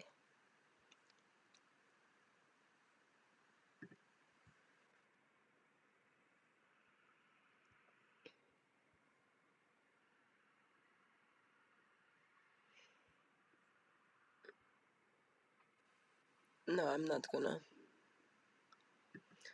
I was gonna show you something, but no, I'm not gonna show you something. So here's my problem. Here's my problem. Whatever happened between Muhammad and his mind that he forget. It is very normal to forget things, you know. You get older, you get busy, you do forget things. I come up with lots of ideas and I forget things. Therefore, I don't expect much from Muhammad. As Muhammad forget things, he decides to come up this awesome idea. Like really awesome idea. And this really awesome idea is, what I'm gonna do is, I'm gonna tell people when now people find this out, I'm gonna tell people that actually there are like really and really and really and really different Qurans, but that will be heartbreaking because I just like struck people on their chest. What I'm gonna say is, Allah revealed it in this way. Why? Because all I was thinking about you. I concerned about you. I thought, oh, because I can't read and write, and my memory is not good. Therefore, I'm gonna beg Allah to give me the Quran in 7 different ways. Even though the people in that tribe, you speak only one dialect. But Allah, give me it in 7 different ways, please. Because what's gonna happen is, very soon we are gonna conquer the lands with the flowers and roses. Therefore, we need help to communicate with them. So we prepare now. People who are not speaking the different dialects, so-called dialects, please prepare those people. Let them to learn new dialects and let them to learn different new Arabic Qurans. And that's what it is called, holes in the narrative at the time of Muhammad. People freaked out, like Muhammad's father-in-law, Ubay ibn Ka'b, whose people supposed to take the Quran from, which people discredit his Quran as the time went on, went through that much pain, yet everyone was okay about it. And Muslims simply said, Quran has been preserved dot by dot, letter by letter, sound by sound. And that Muslims suddenly, by accident, when they were pressed, when they were pressed, when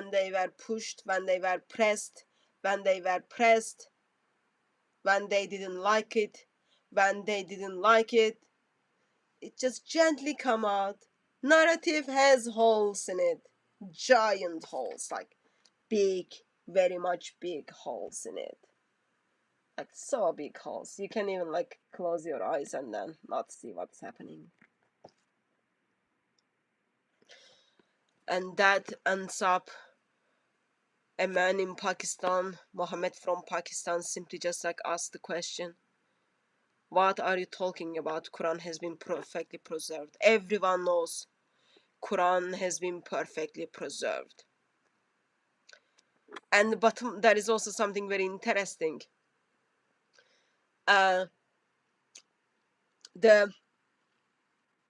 So that is the Qurans, different Qurans in the time of Muhammad.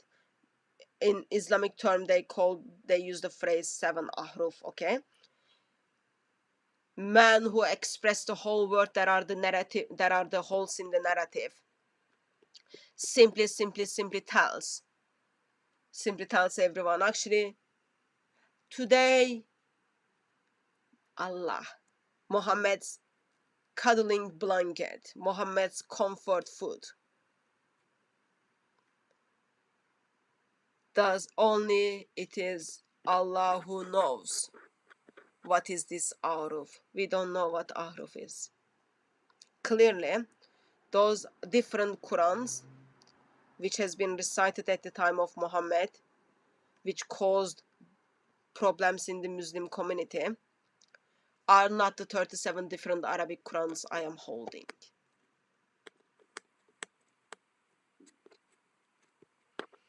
Allah is the only one who knows those ahruf. So messy, even in the time of Muhammad. It was very much messy. Very much messy. Narrative has holes in it.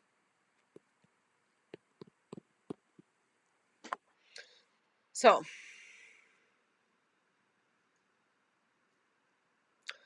let me go to chat and then see if anyone has any comment, question, anyone wants to bring up everything.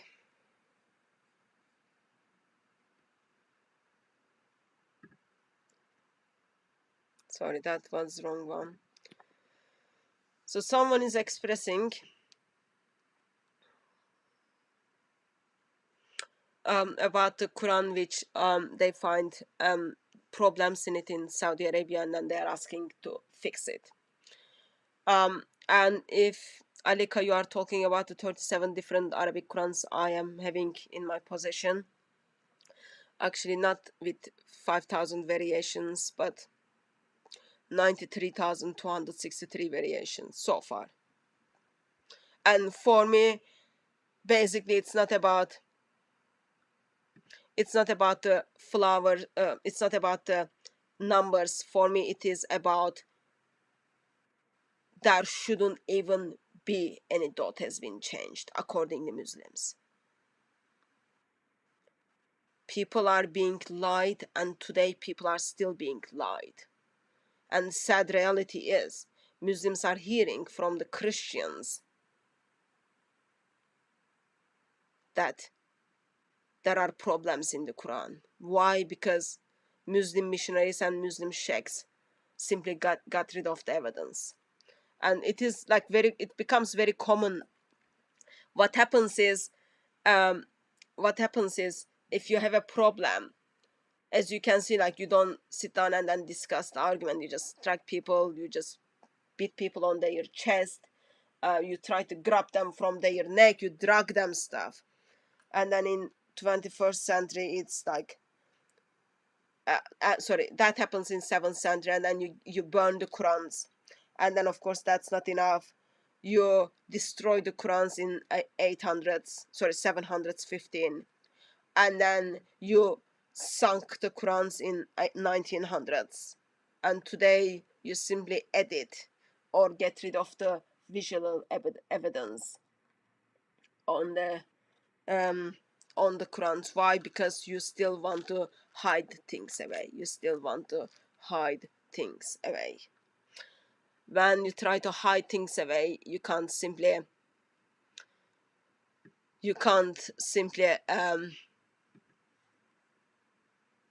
fix the holes. Holes becomes giant black hole. Not only stays with like 5 holes, and 3 of them are like very small, but you end up with big black hole. and it becomes bigger, becomes bigger and bigger and bigger. And when it becomes much bigger, what is going to happen is, of course I'm not God, but all I can guess is, like Mohammed from Pakistan, people are going to become ex-Muslim because people are opening their eyes, they are opening their brains, and then they are saying, now we've been lied. What else we've been lied? We've been lied and we've been lied and we've been lied. And I don't want to do anything with Islam. And then they turn to the Muslim missionaries. Of course, Muslim missionaries are saying, you are fools. You've got doubt. You've got fools. They don't get any proper response. And of course, there are lots of other things has been said, but because I'm so gentle, kind, and good person, I'm not going to verbalize them here. And with that, you simply move on. You move on from Islam and you become ex-Muslim. And my prayer is, as people are becoming ex-Muslim, they will become our brothers and sisters in Christ. That is the goal. That is the prayer. And I'm so much confident day after day that's gonna happen, and that's gonna happen, and that's gonna happen.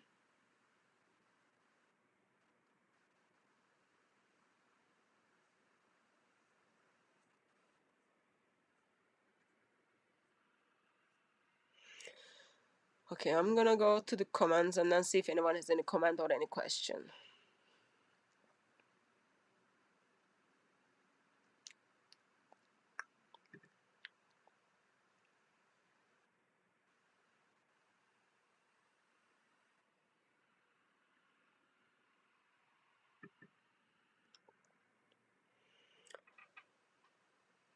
There is a problem, and the problem is I shouldn't even have second Quran.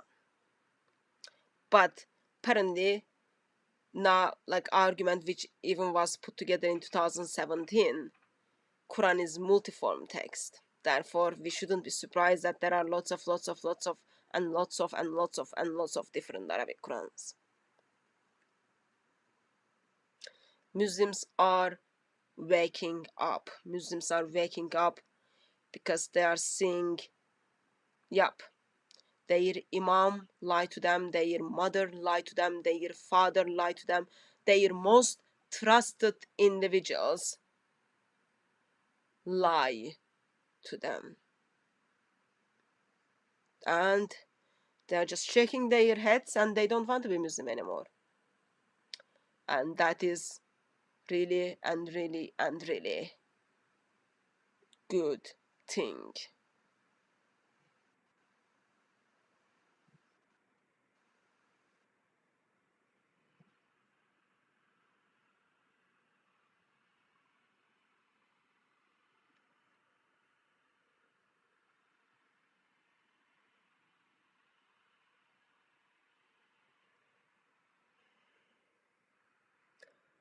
There is kind of comment on Surah 63 verse 4.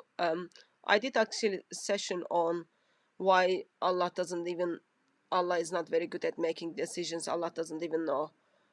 Allah cannot even speak for certainty. Maybe that might be helpful for you to watch, dear person.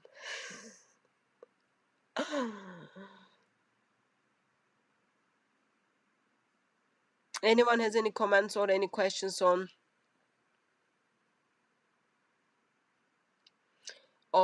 two hadiths we looked at?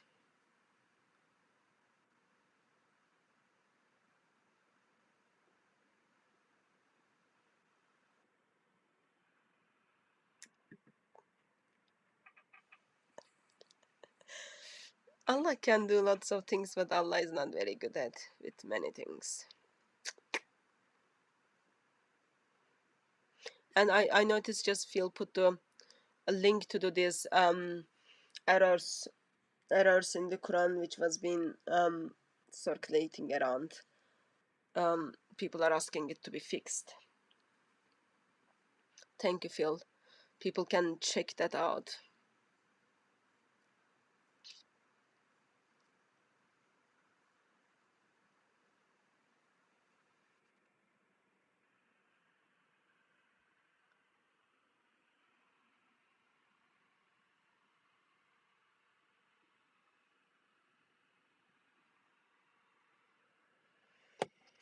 I'm seeing no comments or no questions.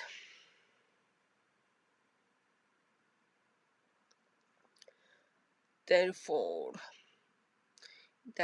what we will do is I am gonna be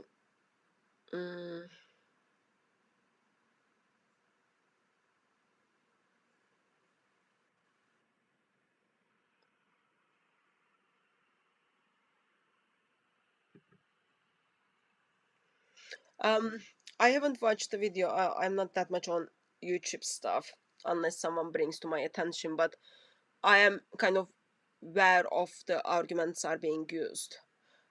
Thank you for bringing that to my attention, Vince. If anyone wants to kind of follow that, you can check Fanda Films to see what's been happening. I'm not sure at this stage if I kind of fall into that argument, but if anyone wants to kind of check out what it is about, you can watch that on Fanda Films.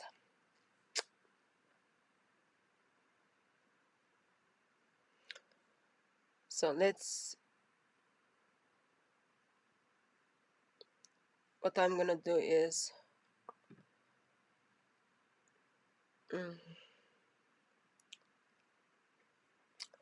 I've got to find out the timing.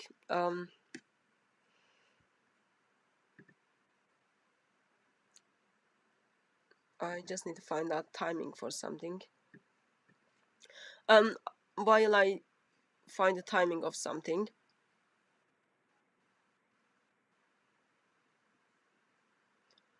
oh, Viking lady, I don't remember if you said anything yesterday offended me or anything, but I don't think there was anything I got offended. If that was your intention, if your intention was to offend me, please verbalize those things, because I don't get those social signals. You need to say, like, get ready, I'm gonna offend you, I'm gonna make you upset, then I will you will get my attention, and then I will listen you carefully. Okay, that is the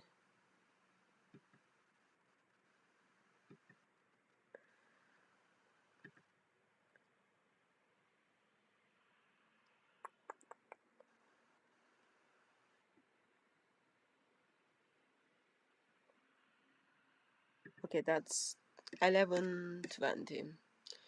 I'm gonna make you to get the summary of those things.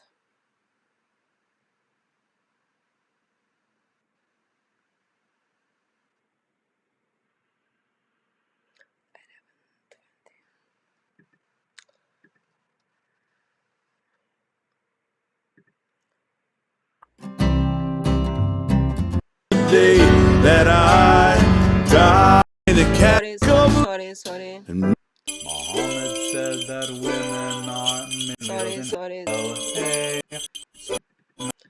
Sorry. I'm sorry. that women I am trying to fix it. Lie.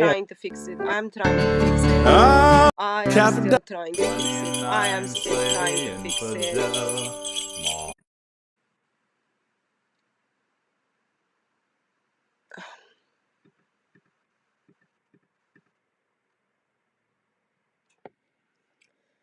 I'm trying to fix it. Come on, man. I am trying to fix it.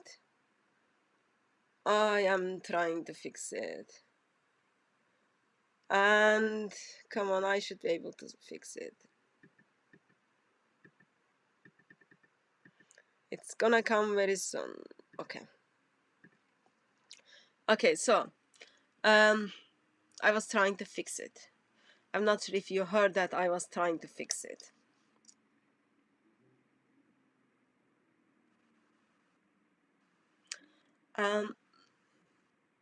Viking lady, I don't think there was anything I got offended. If I'm like very direct, if there was, I would verbalize that to you. But if anyone wants to offend me, please do verbalize that before you say that. I know I should be offended, so therefore I can take it from there.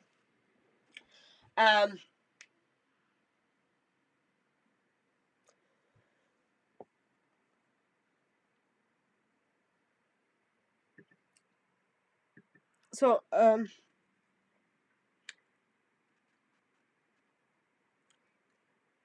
when Muslims are talking about Qurans, they are talking about different Arabic Qurans.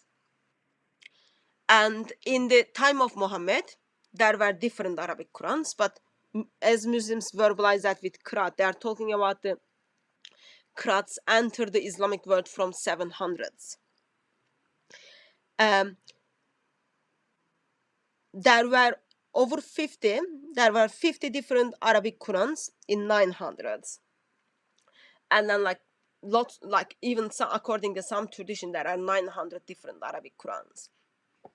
But Ibn al-Nadim kind of gives the list of the Qurans he sees, like he talks about these different Arabic Qurans. As the time goes on, now there are different Arabic Qurans. Muslim starts to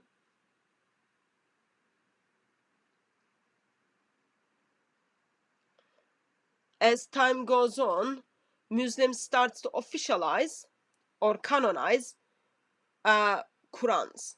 Okay, so they've done, first they went with like 7 qiraat and then 10 qiraat and 14 qiraat. They are not even sure like how many official qiraats are there. But for us, whatever they say, like how many numbers they want to use. Book which came out during the lockdown, British translations of the 10 qiraat. Which he looks at 30 different Arabic Qurans, because you've got the teacher and then you've got students of this teacher, approximately 2 students altogether. They make 30 different Arabic Qurans. And in this book, he gives approximately 30% of the variations. And from that, we kind of put together, there are 30 different Arabic Qurans with over 4,000 variations. That's only 30% of those variations. But for me, the bottom line is, I am guessing person who is making this comment is Christian. For me, the bottom line is, as a Christian, is there shouldn't be any different Quran. There should be only one perfect Quran, dot by dot, letter by letter, sound by sound, perfectly preserved. In the beginning of the live stream, I did show a couple of quotations from Muslim missionaries, from Muslim scholars, where they are talking about the perfect preservation of one perfect Quran. Surah 15 talks about Allah is going to preserve the Quran. Okay? There shouldn't be second Quran and third Quran. And the way Muslims recite the Quran, that recitation is going to intercede for Muslims on the Day of Judgment. Therefore, it's not about the numbers 7 qiraat, 7 ahruf, 14 qiraat, 10 qiraat. It is about why at the first place I have different Qurans, which they even like their name is different, as well as the text within them is different. That is for me problem. If you are asking that as a Christian, that is the part I am focusing. It's not about, I'm not even like at this stage, I'm not even focusing how come Muslims are not even clear if there is 7, if there is 10, or if there is 14 different qiraat. If there is 7, if there is 10, or if there is 14 different Arabic Qurans. How come Muslims are not even sure about it? That is already big.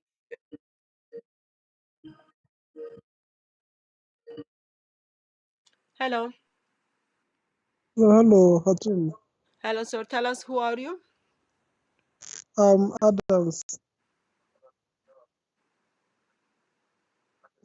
Sir, are you Hello, Muslim? Hatim. Are you Christian? Tell us who you are and how I can help. I'm a Muslim.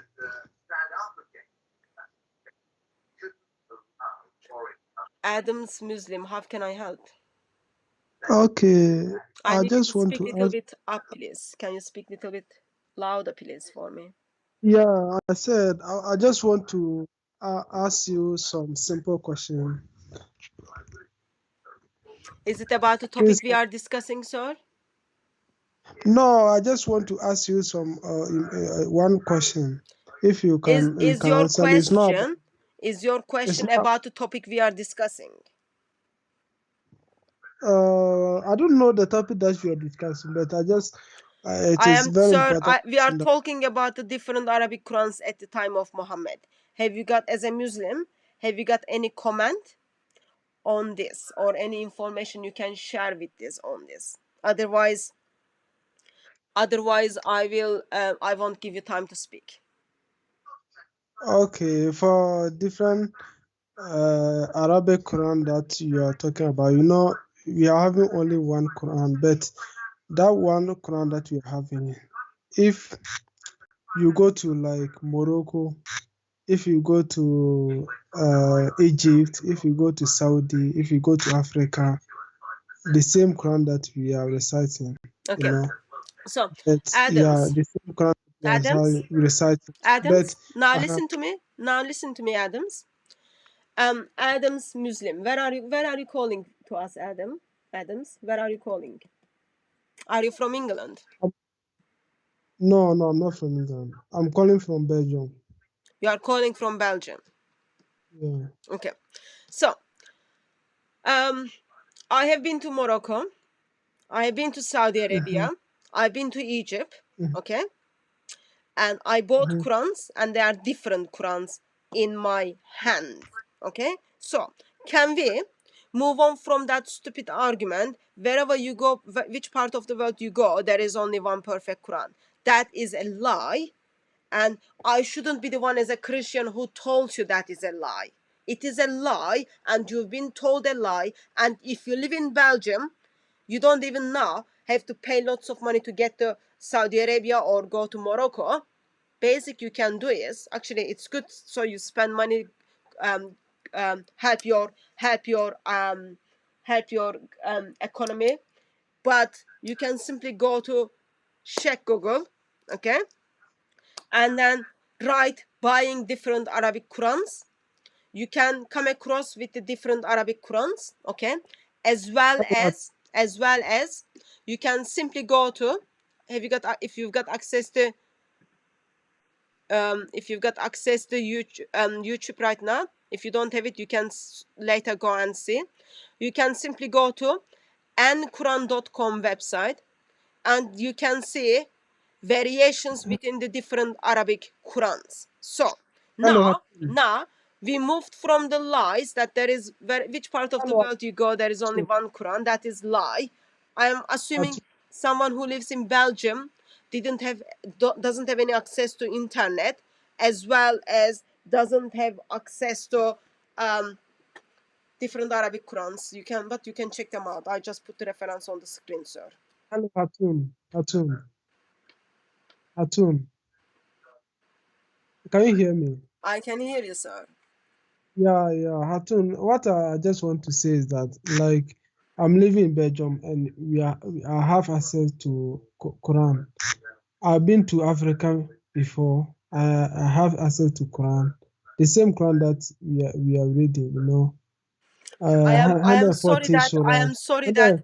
you both 140. you Please let me finish. I am sorry that you've Please, got only one Quran, but please. that doesn't change the fact that I am holding 37 different Arabic Qurans in my possession. Atun, please let me finish. You know, we have 140 surahs, you know, 666 verses, you know, this the whole Quran. But maybe you can come across some Quran that maybe the way they present it is different. You know, in English, we have some words that they call it like synonyms. They are the same, but the words are different. If you come across those Qurans and the words are different, it means the same thing. That doesn't mean that the words has been changed, you know. So, do you think I Talk don't know, about I don't have that education. much basic knowledge, but what is the language people in Belgium speak? Hatun. Sir, what is the language people in Belgium speak? Hatun. So try to understand me. If I you am go to trying to like understand you. You are not helping me. What is the language you speak beside English? if you go to like Egypt, if you go to like Belgium, anywhere in Europe here, if you go to anywhere in Europe here, the same Arabic Quran that people recite, but maybe you can come across like some verses that they are synonyms to the original one. If you come across those verses, that doesn't mean that the Quran has been changed or Adams from Belgium, you are not how- listening. Adams from Belgium, you are not listening. Okay, can I get attention from you? Please give me attention. It is not about the synonyms, okay? And it is not about in Europe you go and then they are all the same Quran. That's not the case I'm making. In different part of the world, people are using different Qurans. I bought them, okay? I'm sorry that in Belgium you don't have access to that. That's just heartbreaking. But if it is just the synonyms, can you tell me why Muslims just a couple of months ago put a book out with telling me actually it does change the meaning. It is not just a similar word. It does change the meaning. That's I am asking you. So it is helpful. It is helpful that as a Muslim you do a little bit homework. I can hear that you kind of just haven't done anything on it. And that's not helpful. Don't waste my time with that. You called a couple of times before that. Oh, sorry. He just hung up and he's calling again. Hello, sir. Did you listen what I said? yeah. Yes, you listened what I said. Can you just tell me why this book tells me the words in different Arabic Qurans are used has the different meanings. They are not the synonyms. They have the different meanings and they change the meaning of the word. For example, verse fight and verse kill is different. Sorry, the word fight and the word kill is different. Book and books are different. Slaves and in the presence they are different things. Okay? Ghusl and wudu, they are different things. Why? Your Muslim scholars are telling me, people who studied the topic, they are telling me there are different Arabic Qurans, and you are standing on the Skype and telling me actually there is one Quran. Can you also tell me, Adams from Belgium, do you know much better than your prophet? Because your prophet tells Ubay bin Ka'b, Hisham bin Hakim, and Umar that there are different Arabic Qurans. Hello, Hatun. Please, the what you have to know is that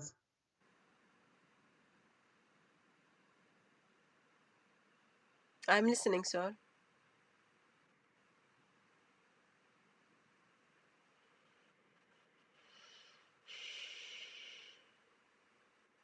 Sir, are you there? I am simply thinking Adams from Belgium. Right now, his second call is 1 minute 52 seconds. He's like, I can't hear him. hello, Hatun. Sir, can you just Yeah, explain me, because I am losing you. It seems in Belgium you don't have internet. Belgium. What are you talking about, Hatun? Oh, Adams, have you just woken up? It looks like you are just woken up and you are not able to put your sentence together. Okay, so what I suggest you, Adams, what I suggest you, go and grab a coffee. And then call in on Monday's live stream, okay? Because right now we are not moving forward on anything because you are not speaking or you are not listening. My questions were simple. I can give you 30 more seconds, respond to my questions, and then go and get coffee because your voice looks like you just woken up. Hello. Hello, Atun. Have you Like just woken up, Adams from Belgium? what I'm saying is that that in modern days, some Arabic tribe, their language keep on changing. They have different tribe in Arabia. So if the language keep on changing, sometimes you may find that, oh, this word is supposed not be there in the Quran, but this and that, this and that. Maybe the latest translation that they are doing, that is causing confusion, not the original one. Omar, thanks Omar. He banned all the fake one, the one that don't deserve, and he keep on the original one. And that original one that up to now we are using. So So it is you are Quran. finished, Adams. This Adams from Belgium. You are finishing your sentence. You know, you know, you know. Actually, what I know is very different than what you don't know. Okay, so the things you don't know, it seems I know, and some of the Muslim scholars know, and some of the Muslim missionaries know. Okay, so what I'm gonna do is I'm gonna be kind and gentle, sinful person, and I'm gonna ask you, can you take tomorrow? Okay, I'm guessing in Belgium tomorrow is day of holiday. Take a couple of hours. Okay, think about the questions I ask you, because right now all you are saying is just giving me more holes in the Quran. Take your time. Call me on Monday evening. Call me on Monday evening for into live stream, and then we discuss the different Qurans at the time of Muhammad. That also will give you time to just like wake up. I'm seriously thinking you just woke up. That will give you time to look into it and then listen this live stream. It's not funny. It looks very bad actually. You are laughing, but it is bad. um, listen to the live stream, and then we discuss on Monday, because clearly it is your bedtime and you are not like clearly verbalizing what you are trying to say. And then also it seems you didn't say inshallah, and your internet is just going on and off. It seems in Belgium there is a problem with internet. no, Atun, I don't think no, that was like no. laughable. You are laughing, but it is not funny. Can you call me on Monday, please? Okay, but please, I want to just ask you one important question. I'm I not just gonna want to. I'm not gonna give you a chance to ask me question until you answer my question, because I am already talking Atun, about certain Atun, topic. Okay, so At- on Monday, once you At- answer my question, which helps me to satisfy with your answer, I will give you time to ask your question. Is that okay, Adams from Belgium? yeah, Atun. Okay, But please, I just want to ask you please that is not it's just working. a simple. Adams, you are not listening. Like I'm becoming more convinced that actually you It's really not about woke up that. and you are not like your brain hasn't come together yet. Call me on Monday, answer my questions, and then I will give you time to ask your questions. Is that okay? Yeah, yeah. Okay. Good evening to you, Adams from Belgium. Thanks. Um, I'm not sure why someone would think that's funny when like people just notice you woke up, but anyway. Practical helpful thing is once that practical help thing is like, because I'm already talking about a certain topic. Therefore, there is no need anyone to come up with the new question and then ask question about that different topic. Let me pick up this call. Hello. Hello, Sir, who are you? I'm Muhammad. I think we speak on the previous streams. Okay. Dear Mohammed, are you Muslim? Are you Christian? Tell us about you to the audience. Yeah, I'm Muslim. You are Muslim. I am asking the question tonight. I am assuming you know you are live right now. Yeah, Yeah. I'm calling you, but I cannot see the stream. Okay. So you are called into the live stream. Yeah, I've been yeah. asking the questions about these different Arabic Qurans at the time of Muhammad. How can you explain to us what's happening in these two hadiths which I put forward? Actually, I didn't see the hadith, but I think the one with the Hisham, Umar al-Khattab and Ibn Hisham, right? Yeah, the incident in which he was reciting some surah. Yeah. So I put two Yeah. hadith. One of them was Hisham bin Hakim and Umar and Muhammad. Other one was two individuals and Ubay bin Ka'b and Muhammad. Okay, I am aware about the Umar al-Khattab hadith. Okay, so what, like, are you asking like a different Quran? There is only one Quran. That's the answer. There is only one Quran. Yeah, According to who? according to Prophet. According to Prophet. Yeah. And you are not a prophet right now, are you? No, I'm not. Why? You are not prophet.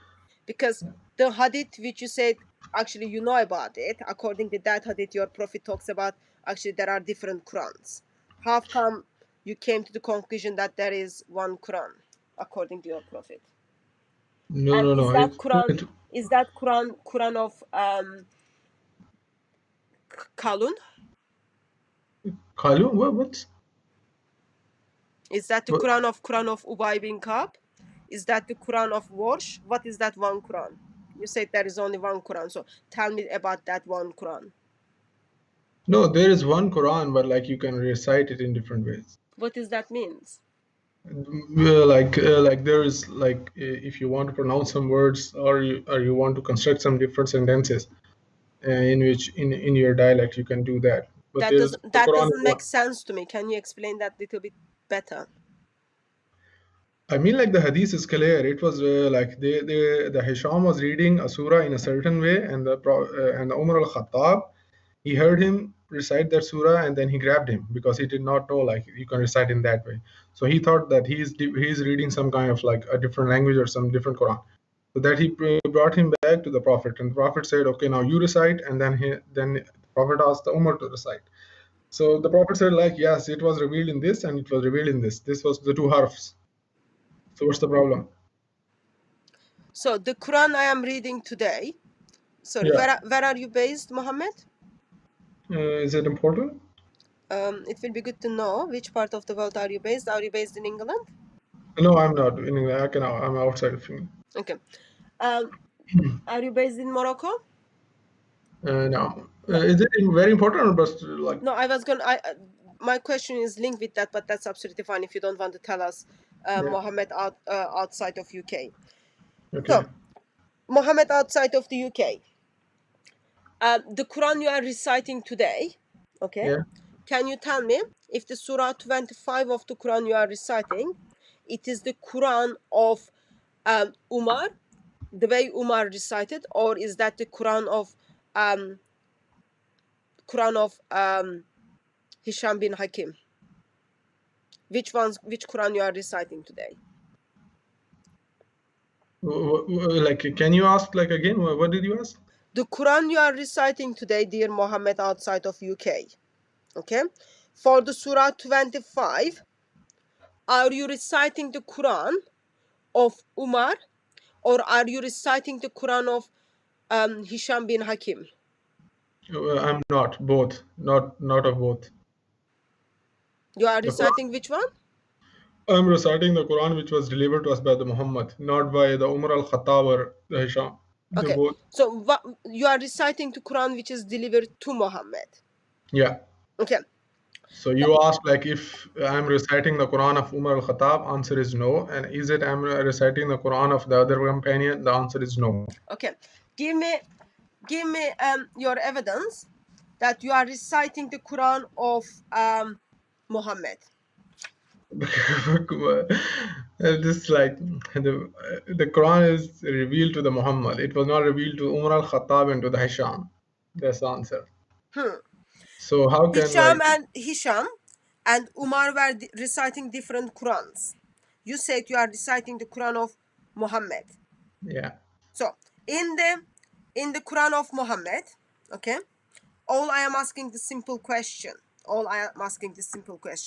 Can you open your Quran and then recite for me Surah 25 verse 17? That will be helpful for me. Surah? Surah 25, verse 17. So that is the Quran, okay? This chapter in Surah, in the story of Hisham and Umar we are reading. I want you to recite. From that, I want to know if which Quran you are reciting. Are you reciting, really reciting Muhammad's Quran or not? No, like Surah 25 verse 17. Yes, 1:7. Surah 25, verse 1:7.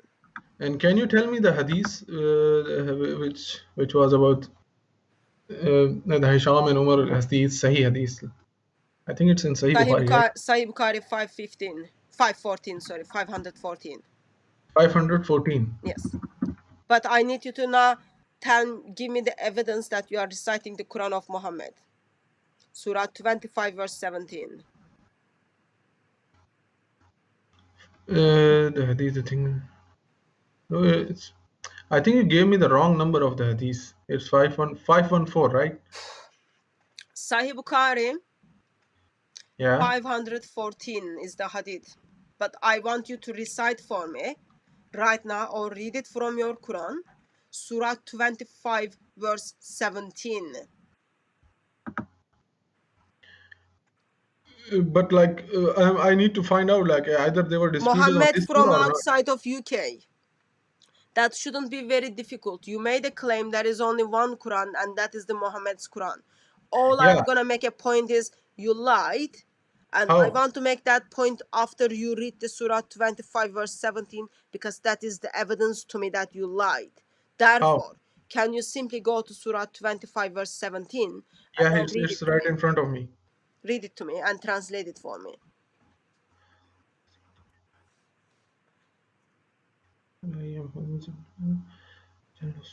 Okay. Come on, you shouldn't be afraid of Okay. reading your Yeah. Quran. No. Yeah. ويوم ليحشرهم وما يعبدون من دون الله فيقولوا أنتم أزللتم عبادي هؤلاء أم هم زلوا السبيل. Yeah. Now what? Have you read it? Can you translate it for me?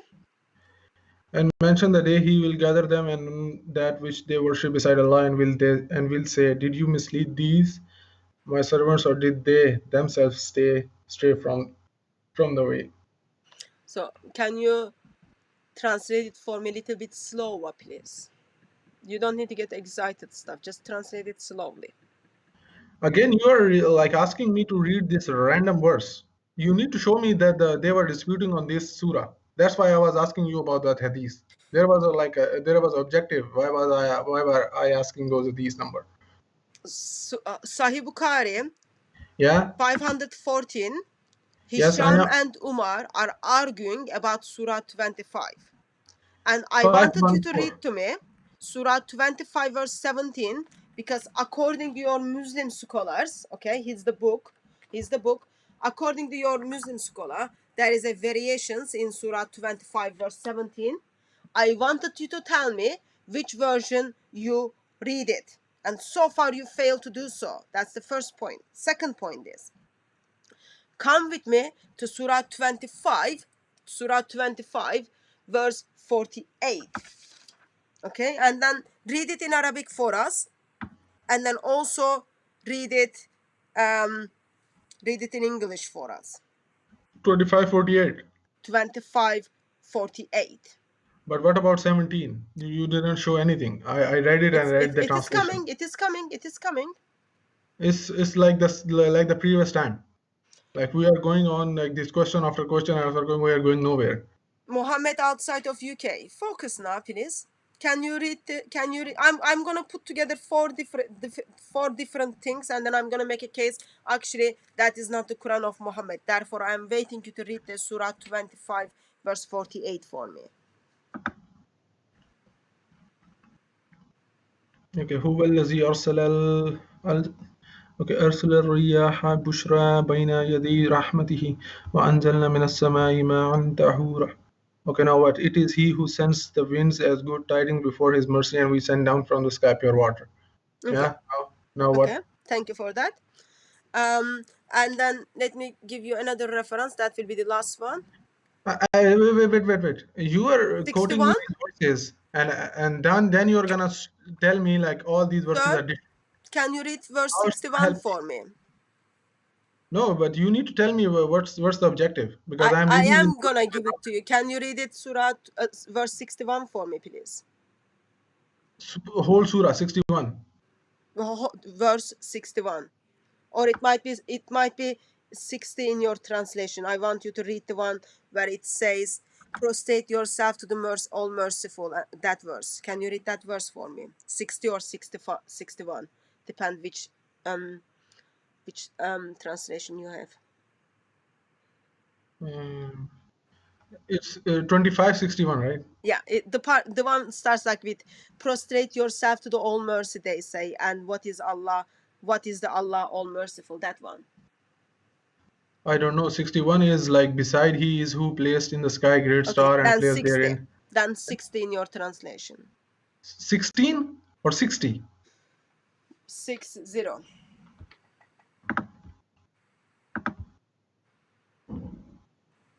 Yeah, okay. When he said to prostrate to the most merciful, they say, yeah. Yeah. Okay, this. وَإِذَا قِيلَ لَهُمُ السُّجُودُ لِلرَّحْمَنِ قَالُوا وَمَا الرَّحْمَنُ أَنَسْجُدُ لِمَا تَأْمُرُنَا وَزَادَهُمْ نُفُورًا. Yeah. Okay, Okay, now what? continue with the next verse. Continue with the next verse. تبارك الذي جعل في السماء بروحا وجعل فيها سراجا وقمرا منيرا. Yeah. Yeah, can I get the translation from you, please? For which one? For both of the verses. What is the translation? Okay, when it is said to them, prostrate to the most merciful, they say, and what is the most merciful? Should we prostrate to which you order us, and it's increased them in aversion? Blessed is he who has placed in the sky great stars and placed therein burning lamp and luminous moon. Okay. So, now what I have done was I wanted to make a point that actually you are not reading to me the Quran of Muhammad. Okay? So, I ask you to read And who is telling me? The person who cannot even read. Yeah. So it's not a surprise. So I ask you to read the 3 verses for me. And who is the judging? Who is the judge? Listen, Mohammed outside of UK, listen now. I did ask you to read the 3 verse for me, which you did. And you did read to me from the Hafs Quran, not according to me, but according to your Muslim scholars. Okay, the book I am holding in my hand, You say identified Hafs as the Quran. religious translation of the 10 Qur'an of the Noble Quran, and then the 3 verses you read is from the Hafs Quran. So, can you just tell me what kind of permission Muhammad gave to Hafs that today you are telling me you are reading the Muhammad Quran? Muhammad never saw the Hafs Quran, and according to your Muslim scholars, Hafs Quran is even different from other Qurans. And Hafs is the man who approximately lived 150 years or even died 170 years after Muhammad. 160 years after Muhammad. So can you tell me how this works together, that this man has nothing to do with Muhammad, but you recited Muhammad's Quran to me? Please, can you explain me what do you mean by Hafs Quran? You don't even know what is Hafs Quran? No, Muhammad I know, outside I of know, I know. UK? But like you have superimposed your bias opinion. Like there is a Quran which was brought by Hafs. Like somehow Angel Jibril came to the Hafs and he explained to him like, okay, this is a Quran which you need to convey. We don't believe in that. I Who don't told you believe that that? either. Yeah, so I think you are superimposing when you say the Hafs Quran. Nobody is reading Hafs Quran. The You Quran just was read to given me to the Hafs Muhammad. Quran. We read the Go to the Qiraat introduction. Hafs. Go We to read the Hafs Qiraat. introduction and then tell me who is Qiraat is that. No. Yeah, it's a Hafs Qiraat. Yeah, that's a Hafs Quran. Qiraat. That's the word you want to use, but that's actually you are meaning Hafs Quran. That's you, Christian, coming and telling me like I want to use this word. That is privilege for me to tell you since you don't know. No. now, Yeah, that's what, tell and this me is not a news. me This is how not a news this coming book, from a Christian tell me telling the Quran you Muslim are that he's reading, reading a Hafs how Quran. this book, what is your evidence? This Surah 25, these 3 verses you read, what is your evidence? This is from Muhammad. What is your evidence for that? What do Have you you mean? got anything from the time of Muhammad tells you this is how it's supposed to be? Yeah, this is exactly how it's supposed to be. That's my evidence. What is your evidence? What do you mean by what's your evidence? What is your evidence that I can be confident that is from Muhammad? Because according to, not to me, according to your Muslim scholars, okay, For example, the last one you recited Surah 25 verse 61, okay? You read it to me as the lamp, a lamp, but actually No, you've got other Qurans, That's not a Quran. Again. other No, Qurans read no. that as the lamps, as a I'm not listening. plural. I'm not Okay, listening. I'm that's not the listening. first point. No, no. Second This is point, not a point. This is not a point. regarding the verse 48, you The read lamp to me is as the English. good tidings, but actually there are different Qurans tells you as the proclaiming. So there are already different versions of that verses you read. So I am asking simple question: what is your evidence that the version you read is Muhammad's Quran? Qiraat we read a Hafs is of the Muhammad. Yeah, that's our evidence. Now you can like it or That is not. not answering my question. What is I your don't understand your evidence? question. Your question What is is your evidence that Muhammad recited a lamp instead of lamps? What is your evidence Muhammad recited as good tidings instead of proclamation? What is your evidence that he will sorry, I forgot the verse 17 of 25. So what is your evidence to that those are the ways Muhammad recited? if those are the harfs, there he recited both of them and they both mean the same. Why are you told me there is only one Quran and you Yeah, choose there is one Quran and you can like read it in different ways. how, what is that different ways? Like the meaning of those verses are different. What do you mean by different? I gave you the definitions. You asked me to read the verses and then you went to the translation. The translation was lamp, and you were saying, okay, how do you know the Muhammad recited lamp? Muhammad did not know any English that time. Yeah, so lamp was certainly not What what the Muhammad recited. don't play that junk with me. What is the No, plural in Arabic for the lamps? I don't know. You don't even know what is the plural in Arabic for the lamps? What's the okay? Now you tell Suruja. me. The Arab expert. Suruja is the I Arabic. need to. Suruja is the Arabic for the plural version of the lamps. So now we identified actually probably if you didn't even know that word when you read it in That's Arabic you just another read harf. it Listen to me. and You are saying that you did not it's a lamps or for a the lamp. They translation are the two you just read the translation next to the Arabic. That Listen to was me. not very helpful at all. So You said I think at this stage I am waiting from you, Mohammed, outside of UK, to give me physical evidence that the version of the Quran which you read, version which Muhammad recited.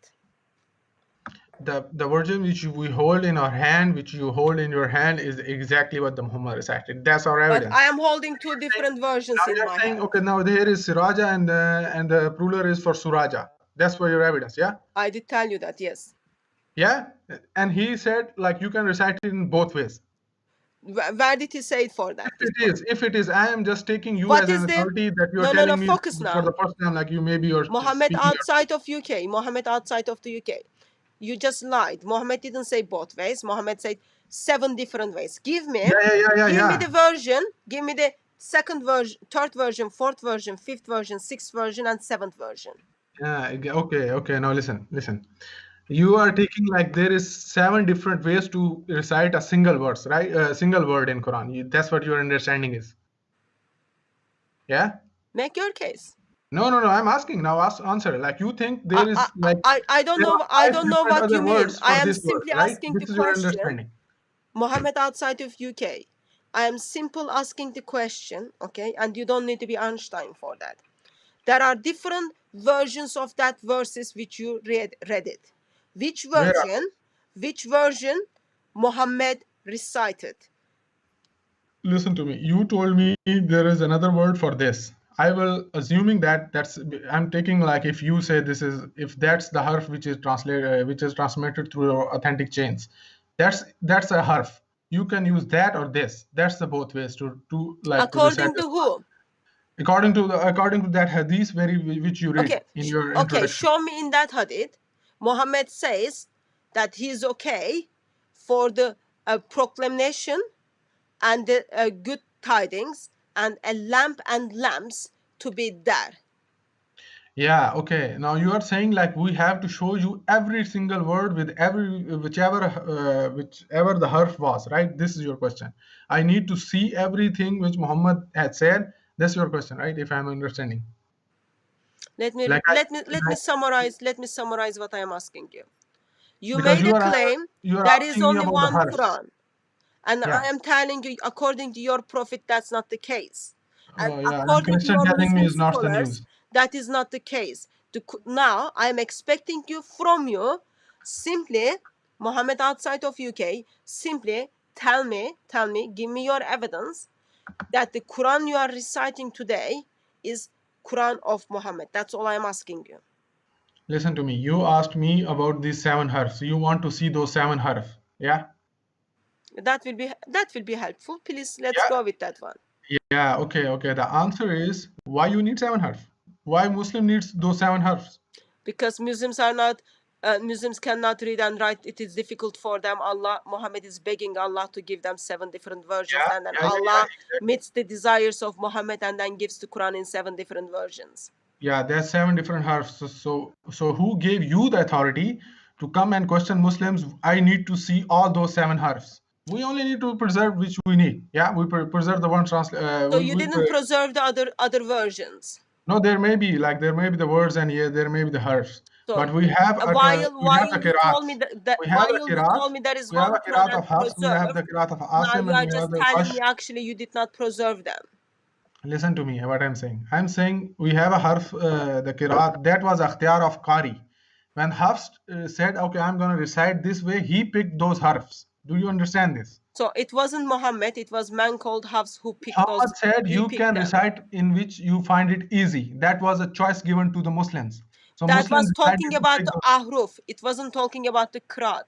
Now you need to give me Aruf, your yeah, out evidence. of those What Aruf, is these 10 ahruf? qira'ats You came. need to give me your evidence. Ahruf and the qiraat is the same thing. No, I'm saying it's different. Okay, it's different thing. So Yeah, where qira'at does is, Muhammad outside you of are not UK, listening. where You are not does your listening. You are asking prophet question but not listening. tells you about the qiraat? No, you are not listening. This is the problem. Muhammad Because outside of UK, where is Muhammad, your prophet, is telling you about the qiraat? listen to me now. Are you gonna listen? Or are you gonna repeat another time? Muhammad outside of UK. Where is your qira'at? Yeah. That's not the question. You didn't even listen my question. Because you are like repeating something which I'm saying the qira'ats are the qira'at, the hafs. He's a qari. He's a reciter. He picked out of those 7 harfs, okay, for this translation, for this word like Malik Yawmiddin, he's picked like Malik, not instead of Malik. Okay, he picked that one. That's his reading of the Quran. That's one qiraat.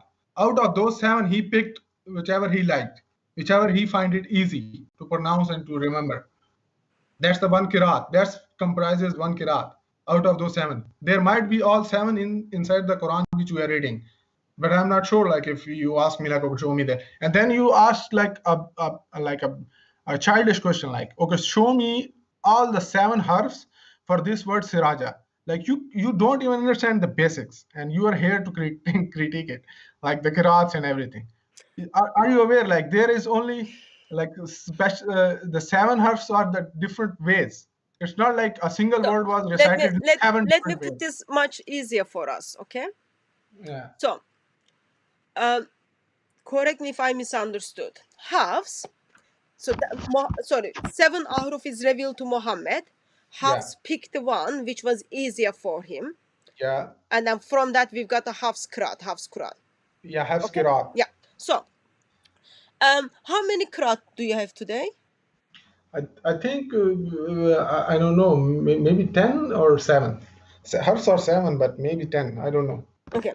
So you've got 7 ahruf, and then Yeah, you've got 7 qiraat, 10 qiraat, or official 14 qiraat. maybe. Yeah, I don't know. Yeah, You need to I'm provide the telling you. evidence. I'm telling you. Listen, like, I know something. I do not trust you. I'm You are sharing free information with you. So you've got 14. How come this 7 ahruf become 14 qiraat? Yeah, okay. Okay. Listen. Now, if somebody comes, like there was different like throughout the Quran, there was different verses, there were different words that was used. So like out of those verses throughout the Quran, if a single Qari comes and he picked only one variation, like he says, okay, I'm gonna use, instead of Malik, I'm gonna use Malik, but rest of the same is of that of Hafs. So that's how he's different. Like you can like it's like a permutation. Out of 7, I'm gonna use 3 here, and the rest of is gonna be the same as that of Asim. That's how it's different. 10 qirats. You can go Mohammed, and read this about the qirats. You don't ask this question like, okay, show me Mohammed where how it's outside of you UK. Mohammed you are outside of asking like if the UK. qirats, how the qirats are different. Yeah, Have you taken any mathematics class? yeah, I did. You did. Okay. So in your mathematics class, did you learn 7 is also means 14? No, that's Christian. 3 is No, equal to you 1. didn't learn that. In your mathematics class, did you learn 7 also means 10? No, that's Christians. 3 equal 1. So you didn't learn that in your maths class as well. But there is something you didn't learn, but you think, yeah, as you can teach that to maths teacher. It doesn't work like that. Here, 3 equals here 1. I've got Muslim scholar is telling me Qur'an has nothing to do with ahruf. Those people who say 7 ahruf is also the Qur'an, that is simply false. That's the bottom Who? line of that one. Now, No. let me go to the Who basic. told you Let this? me to go Who to the told you this? basic. Where Who is it said your that? prophet? Where is it your prophet is talking about the Qur'an? Prophet told about the arabs. You do not So understand the does difference your between. prophet talk about the Hafs Qur'an? Hafs was not even there. Yes, he Like, wasn't there. Yeah, yeah, good, so good. Now we established something. Hafs wasn't even there, but suddenly you are reading the Hafs Quran and you are reciting the Hafs Quran. nobody is reading Hafs Quran. You just read Everybody is me reading the Muhammad Hafs Quran. Quran. No, it's the Hafs Qiraat. You read me the Hafs Quran. It's the Qiraat. Where does it Muhammad talks about Qur'an? Muhammad does not. Muhammad gives us the option to pick anyone we like. So where does Muhammad gives you option to pick any Qur'an you want? Yeah. Where? So you go to where is that where is that hadith which you quote me about the No, Hashim you and give me the reference because I didn't give you any hadith that no. Muhammad points you to the Qur'an which you want. I didn't give you such a hadith. No, I'm saying like which the hadith which you mentioned about the Umar al-Khattab and the other one, You the other give companion. me because the hadith I gave you doesn't talk about Qur'an. Muhammad Yeah, you outside of gave me UK, give me 514, and reference. this is completely different hadith. Which hadith? You gave me Sahih Bukhari hadith 514, and this is about narrated by Aisha, the things which animal pair were mentioned before me, and those are dog, donkey, and woman, and all these things. It was nothing to do with the Umar al-Khattab and the other guy. I'm sorry that even your Sahih Bukhari reference is lying to you. No, I am on sunnah.com. I am reading 514 hadith. Okay, it's on the screen. If you've got access to YouTube, you can see it. Sahih Okay, there is. Bukhari, volume 6, book 61, hadith 514. Where is this hadith is talking about Qur'an? Wait. Let me find the hadith first. Because there is a lag between a live stream and the audio I'm speaking on Skype, so it's take Oh, I'm almost like. sorry. I'm sorry that you can't even find the proper reference. Okay, Hadith Sahih Bukhari book.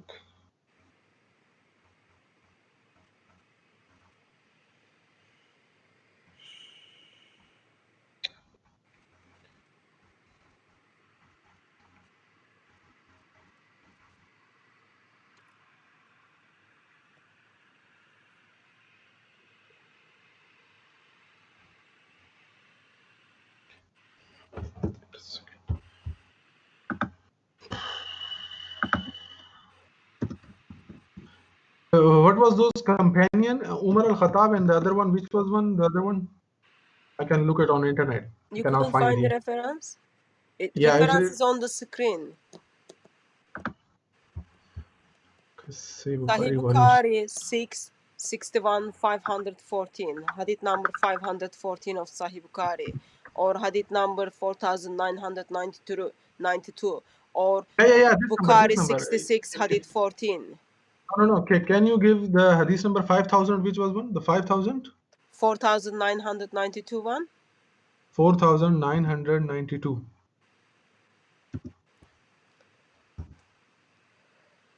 All I am asking is where Muhammad says read the Yeah.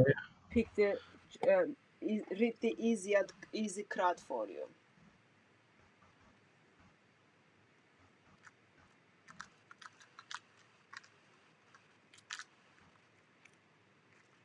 Yeah, this is go to the hadith at the end of it. This End of Quran has it. been recited in 7 different ways. So recite it whichever way is easier for you. That's the answer. Isn't that talking about the ahruf? Yeah, that's the aruf. So suddenly ahruf become a crowd because you just told No, I just told you that was not the case. No, that's not the case. The Prophet gave us the option to select whichever harf we want to use. So Yeah. what So is the your qira'at, evidence? it's the choice of a qari. The qari Hasim was a qari Asim. So he Mohammed picked. outside of UK. Something is like missing between me and you. Okay, where is your evidence?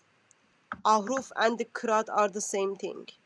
It's a different. I'm saying it's So different. if it And is you are asking. different thing, why are you Yeah. telling me Muhammad tells you when Muhammad tells you to read the ahruf in a way which is easier for you, you are saying that is for the qiraat. If it is different, why are you telling me that?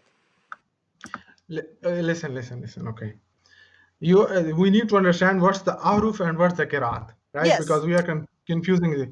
Aruf is what was revealed to the prophet, and the prophet gave us the choice to, out of these ways, these aruf, this recitation of the Quran, you can use whichever you like, whichever you find easier, which is in this hadith, right? This is clear. So that's That for there the was, ahruf. yeah, what? That's for the ahruf. Now give me the definition for the Yeah. qiraat. Okay, wait. That's aruf. The qira'at is the choice of a qari. Asim is a qari. Hafs is a qari. They picked out of these 7 whichever they liked, right? So that comprises So their what is your qira'at. evidence? Yeah, that's what their qira'at What is. is That's why your we say it's the qira'at evidence? of Asim. That's the qira'at of Hafs. What is your evidence? What do you mean by evidence? What is your evidence that they choose from these 7 ahruf? Because you've got 14 qiraat. How can they pick from the 7 ahruf and then give birth to 14? Or even 30 according to this book? Okay, according to this book, even it's 30. So now you need to show me that at the time there were 7 ahruf at the time of Hafs, and then Hafs picked one of it which was easier for him. Yeah. Actually your question is, show me all the ahrufs which are in the Hafs Quran, yeah, and then show me all the ahrufs in the Hafs Quran, in the Asim, and in the Wash, and in the other one, I don't know. That's your question, right? Mohammed outside of UK. I don't understand what you're asking. Why this book? Okay, you will see I on the don't see. screen. I told you there is You a will lag between see. your You live will stream see and my on the call. screen in 20 seconds. Okay, called by Muslims, put together by Muslims, called Bridges translation of the 10 Qur'an of the Noble Quran, has talking about 30 different Arabic Qurans and then giving you the textual variations with them. You told me that there is one Quran perfectly preserved. Can you tell me why this man is talking about 30 different Arabic Qurans and why I have in my possession 37 different Arabic Qurans, why there are differences, written differently, meaning is differently? Okay, what is that? Can you just like it's just circulating and you are not getting it?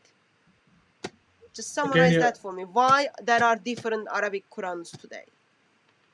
it's like this is your, like, I'm telling you, there is one qiraat, you can recite it in different ways. You pick a recitation of a Hafs, of a Asim, whichever you like. That's the same Quran. That's the one Quran. Out of those 7 harfs, he picked whichever the way he liked it. That's why it was attributed to Hafs, and Hafs has his chain going back to the Prophet. Why do you have 14 qiraat then? Who says that there is a 14 qiraats? First of all, where is your evidence? That is very basic knowledge. So there is also very basic knowledge that there is only one Quran. Okay, let me read the basic knowledge from your Muslim scholar.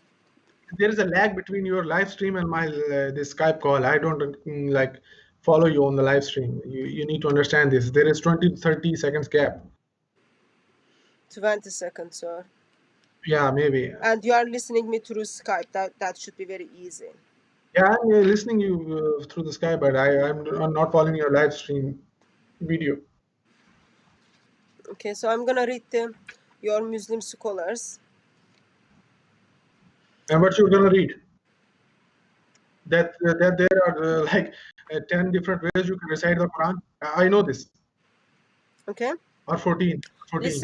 listen carefully. Okay, so there were 7 ahruf. Okay, according to your Muslim scholar. Now, According to the Prophet. yeah. So there were 7 ahrufs according to Prophet. Okay, Yeah. according to Muslim scholars, listen how many qirats are there. Okay, You need to you need to quote me the whole are book. you listening? Just focus now. Focus. I'm not. Page 186. Okay, of I don't Sheikh have a Yasir book. Qadri's book on science of the Quran. Sheikh Yasir Qadi is now the authority. The scholars of succeeding generations started compiling the works of the different qirats that there were present in their times. Abu Ubayyad al-Qasim bin Salam in 222 after Hijrah compiled 25 qiraat. Okay? Ahmed bin Jabur al-Kafi compiled 5 qiraat. Al-Qadi Isma bin Ishaq, 282 AD, compiled 20 qiraat. Abu Bakr Ahmed ibn Majud, 324 HA, compiled 7 most famous qiraat. Okay? And then you've got 14 qiraat, and then you've got 10 qiraat. So, tell me about this 25 qiraat, which was compiled in 224 years after death of your prophet. Why are you not reciting that, but you are reciting the Hafs? What are the names of these 24 qiraat? Yeah, that's what I told you. You want to see You every told single me harf. nothing. Focus now. Answer the basic question. What's the question? Do you want me to repeat it again? You are like saying 25 kiraz and 14, I'm then not 5, saying then that. 8, then 7. I'm not saying First of that. all, That's made up what your your mind. Muslim Which scholars one are is? telling me. Yeah. So I want to hear about these 25 different qiraats in the time 224 years after Muhammad moved to Medina. Okay, tell me their names and then tell me what is why you are using the Hafs but none of those, because Which one? Which those one? Which tells me one? Which already one? within 200 years after the death of Muhammad there are 25 different Arabic Qurans are circulating. Again, you said different Arabic Quran. Where is this statement coming from? Page 186, Science of Quran. There are qirats. That's the Quran. That's the different Arabic Qurans. Quran of Hafs is different Arabic Quran. Again, that's a qirat. Whatever word you pick, I'm not gonna deal with the word you are picking. Exactly. I am focusing the different Arabic Qurans which you recited to me. Okay, it's not going anywhere. You are just like taking my beauty sleep away. So now, No. Listen to me. can you tell me about these 25 different Arabic Qurans? Quran is How one. this That's your 25 different Quran can be one of the 7 qiraat, which was easier for the individual. What? You're asking like which one the easier one? Can you just repeat what I said? You said out of 25 there are 25 Quran, and I said no, there is only one Quran. I don't understand your next question. There is only one Quran. What is the name of Yes. the Quran you are reading? The Quran which was revealed to the Prophet. What is the name of the Quran you are reading? Quran. The name is Quran. Quran Kareem. Okay. In that Quran,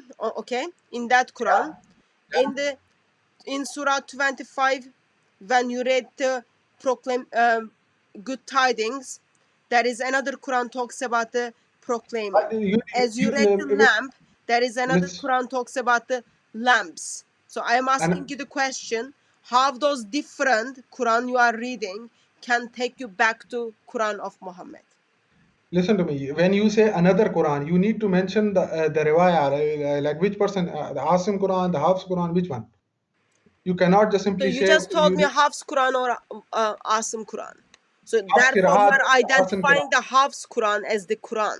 Okay. No, So they now all it's not Hafs going is a anywhere, Qiraat, Mohammed, Asim is a outside of Qiraat. UK. Focus, Mohammed, outside of UK. Focus. The Quran you are reading, okay, is different than the Quran according to this Muslim guy. Who Muslim guy? He put together 30 different Arabic Qurans. Okay. Again, you are saying different Arabic Quran. You need to bring me the quote where he says there are different 30 different Qurans. Show me the quote. What was the page number I gave it to you for yesterday? I don't have a book. That's why I'm saying like you are I showing me gave you the this page number. What was the page number I gave it to you? 180 something. I don't What, know. 180 what? 189 or 181. You didn't listen. No, again, I don't have a book. So why are I you gave giving you me the this? page number. It's not about you have the book or not. I gave you the page number. What page number? I give it to you. Why is it so difficult for you when you call in? All you are doing is you are leaving your brain in somewhere else. You need to bring your ears. You need to bring your brain to the discussion. I You gave are you page number more than twice. What was the page number? I gave it to you, which stated 224 after Hijrah. There are 25 different Qurans. there were so many numbers in your question. So like I am guessing 189, You said you did the maths class. but that does not mean like I should remember every single word I hear. I'm not giving you the quantum physics. I'm just giving you the basic numbers. That's So very quantum common physics, things in the don't talk about. discussions. You should be able to understand those basics. I'll give you the page number last again.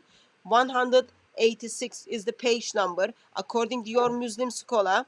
Okay, there were 25 different Qurans in 224 after Hijrah. So basic question is, in that all basic question is, why are you reading the Hafs Quran? Because that's the Qiraat I prefer. You told me Hafs was the Quran just a couple of minutes ago. It's a listen to me. I am telling you there are different ways to recite the Quran. I am reciting the Riwayah of Hafs. That's the most popular throughout the Muslim world. Yeah, you can read. You can give me Asim Quran, and I will not mind reading that Asim Qiraat. That's the like it's like basics, and we know this. And like somehow you made a big deal. Oh, there are like some different Qurans. I don't understand this. We everybody knows this. Like there is Asim Riwayah. You can literally give me Hafs Riwayah and say, okay, read from this. I will read it from there. What And is then you can give me the what is the Asim, and I difference can read from between that. them? What is the difference between Hafs and Warsh? What is the difference between them? They picked the harf they liked. When they were deciding, okay, we are going to recite this way, and that's the most popular way, and that's how they picked the harf. So Out of those, does it change anything in your Muslim life? no, as far as I'm like I have the knowledge, it doesn't. It doesn't change. Okay. Yeah. So Mohammed, outside of UK, are you married? You know why it's important? I'm taking that as you are not married. Okay. Oh, So, why it's married? So, actually, it doesn't matter for Muslims because you do have sex outside of marriage anyway. So, let me ask you a basic question. No, When you have who told you that? sex, Who told you that? Who when told you you have that? sex, okay, Yeah. do You made a low do blow. you do Like this is ghusl or do you the do love wudu? of a Christian. Yeah, love of a Christian showing on a live stream. Do you Love of a Christian, when you very have Christian. sex, when you have Yeah, sex, okay, do you do love of a wudu Christian. or do you do ghusl? Love of a Christian showing live on the stream.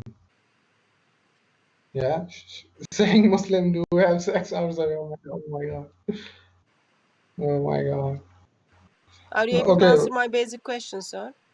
so what was your question?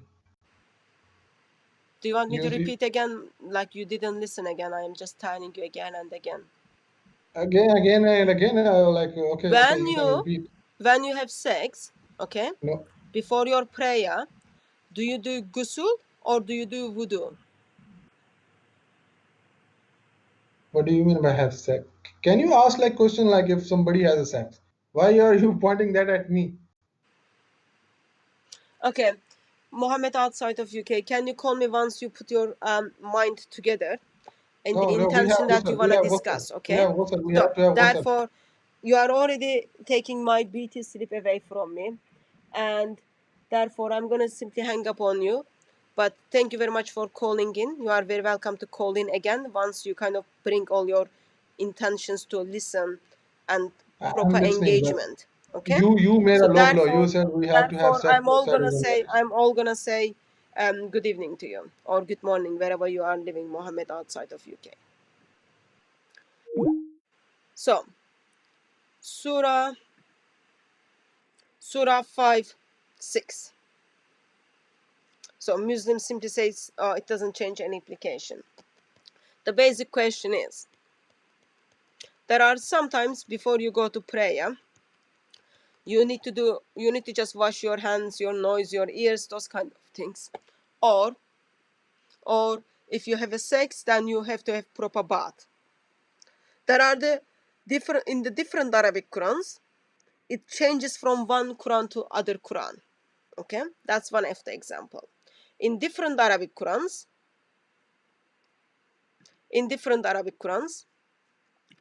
it changes how many people you got to feed. Okay, if you cannot fast.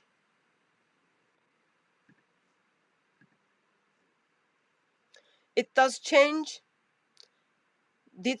from the sorry, I'm showing a different wrong screen.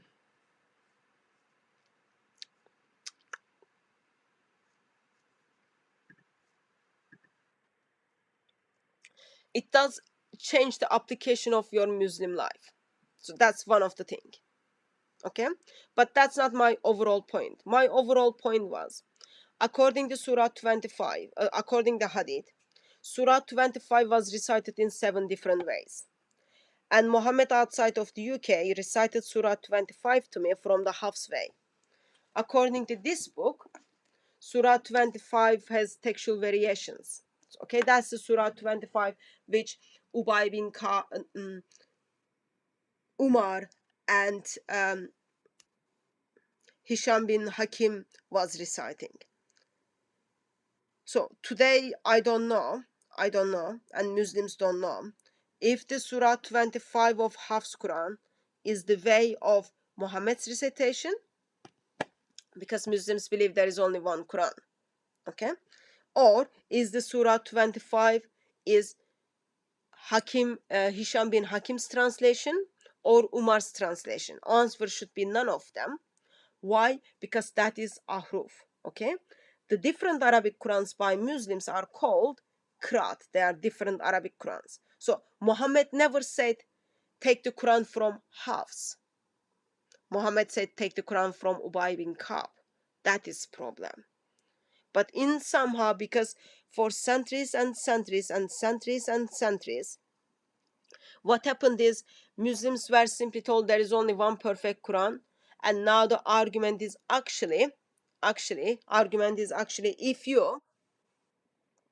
if you have different Qurans, it is just the recitation, it doesn't change any meaning. Without any thinking, Muslims simply fall into that trap. That is the problem, and that is serious problem. Yes, I did see the picture of Shabir Ali in Trafalgar Square, which was put together on Monday. It finished, I think, on Monday. Thanks for sending that to me. Another, yeah, that was on Monday, put together in Trafalgar Square. Actually, I'm not gonna focus on that now, but anyway, so that's kind of overall the point. Surah 25 is in different ways, recited in different ways, which caused Umar to grab this guy from his neck and drag him. But still Muslims are simply saying, even though Muslims can see it is written differently, meaning is differently, because why? Because Muslims are telling them now. This book is telling them now, but it seems to me that Muhammad outside of UK did not check it out. And then that was the same for Adams from Belgium, so-called Belgium, of course. Those are the basic questions. And This book gives you over 4,000 variations and then tells you this is only 30% of what is there. I have over 93,000 variations. That's in different Arabic Qurans. That's not the Ahruf, because according to the Muslim scholar who told all the world there are holes in the narrative, don't push me, don't push me, don't push me, I don't like it. That Muslim scholar tells us actually Ahruf is not the Quran. That is not the case. Okay? Therefore, these holes in the narrative in the time of Muhammad has nothing to do holes in the narrative with the Hafs Quran. There are problems in it. There are very much problems in it, and in a simpler form it's messed up, and you get to see like how it's just circulating and circulating because it is difficult. Yes, Mohammed from Pakistan start questioning when he sees the holes in the Quran, but it does, for some people it doesn't just work overnight. For some people you've got to repeat it again, you've got to repeat it again, you've got to repeat it again, and then hopefully God will be gracious to them and open their eyes. I am not pretending that words have different meaning, dear Ali. Just ignore my slides. Who cares about my 93,000 variations? Your Muslim scholar, he simply puts in here, and then he tells, look, the meaning is different. And then if you get the PDF of this, it's also red color and then tells you what is the meaning, how different it is. It's not I'm picking and choosing. This is your Muslim scholars put it together that actually those differences are changing the meaning. Therefore, he thought, oh yeah, we should write a book about it. And then he did put together a book. So it's not about I am on the field and cherry picking the things. It is your Muslim scholars are telling me. And all I am asking is, I've got lots of questions, but tonight all I wanted to ask about is wonderful, wonderful, wonderful different Qurans of Muhammad in the time of Muhammad. Because as I expressed in the beginning, when Muhammad from Pakistan sees these different Arabic Qurans, he wants to check it out, and then that causes him to give up Islam. Why? Because he's been lied, he's been lied, he's been lied. And he doesn't want to follow lie anymore. It is sad. Reality is, I really hope that that is not the case for Christians, that you get to learn new things from Muslims about your faith. You've got to study your faith, you've got to learn about your faith. Your Bible is like your best friend. But Muslims are hearing basic information about Islam from Christians. Adams from Belgium is calling me. I'm not gonna answer for Adam from Belgium because I don't think he had enough coffee to wake up. We can do that another time. He can call another time.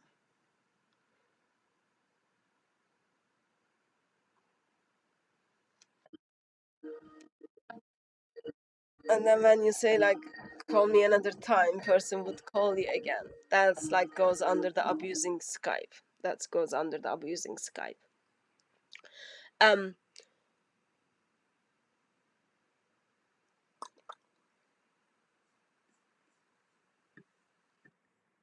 When Muslims are hearing the Islam basics from Christians, as a Christian it becomes our duty to give them more basics.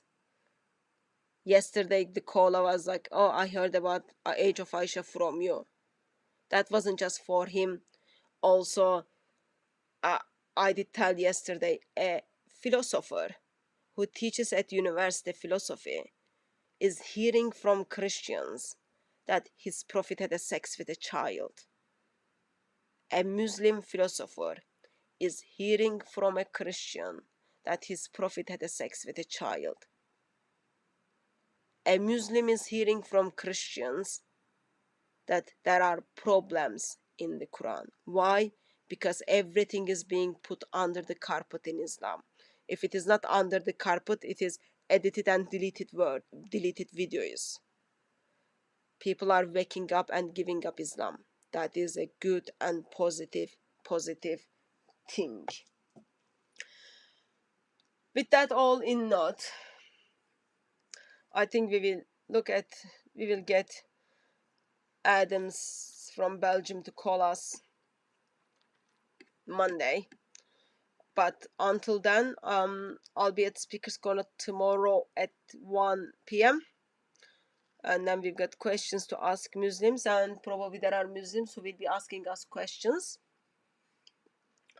If that doesn't happen and we don't come back, I will see beloved ones in the bosom of the Father. And my prayer is that those people who are not part of my family, who are not sons of the Lord, you will have a chance to hear the good news of Lord Jesus Christ, the one who is not corrupted, the one who doesn't have holes in the narrative, but who has holes in his hand and in his feet. My prayer is that you will turn to him and you will accept him as your Lord and as your Savior. But let's just finish with this song, I think.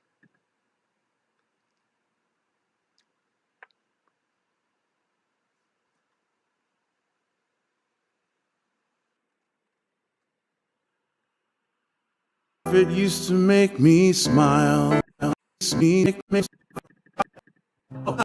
remember it. I can.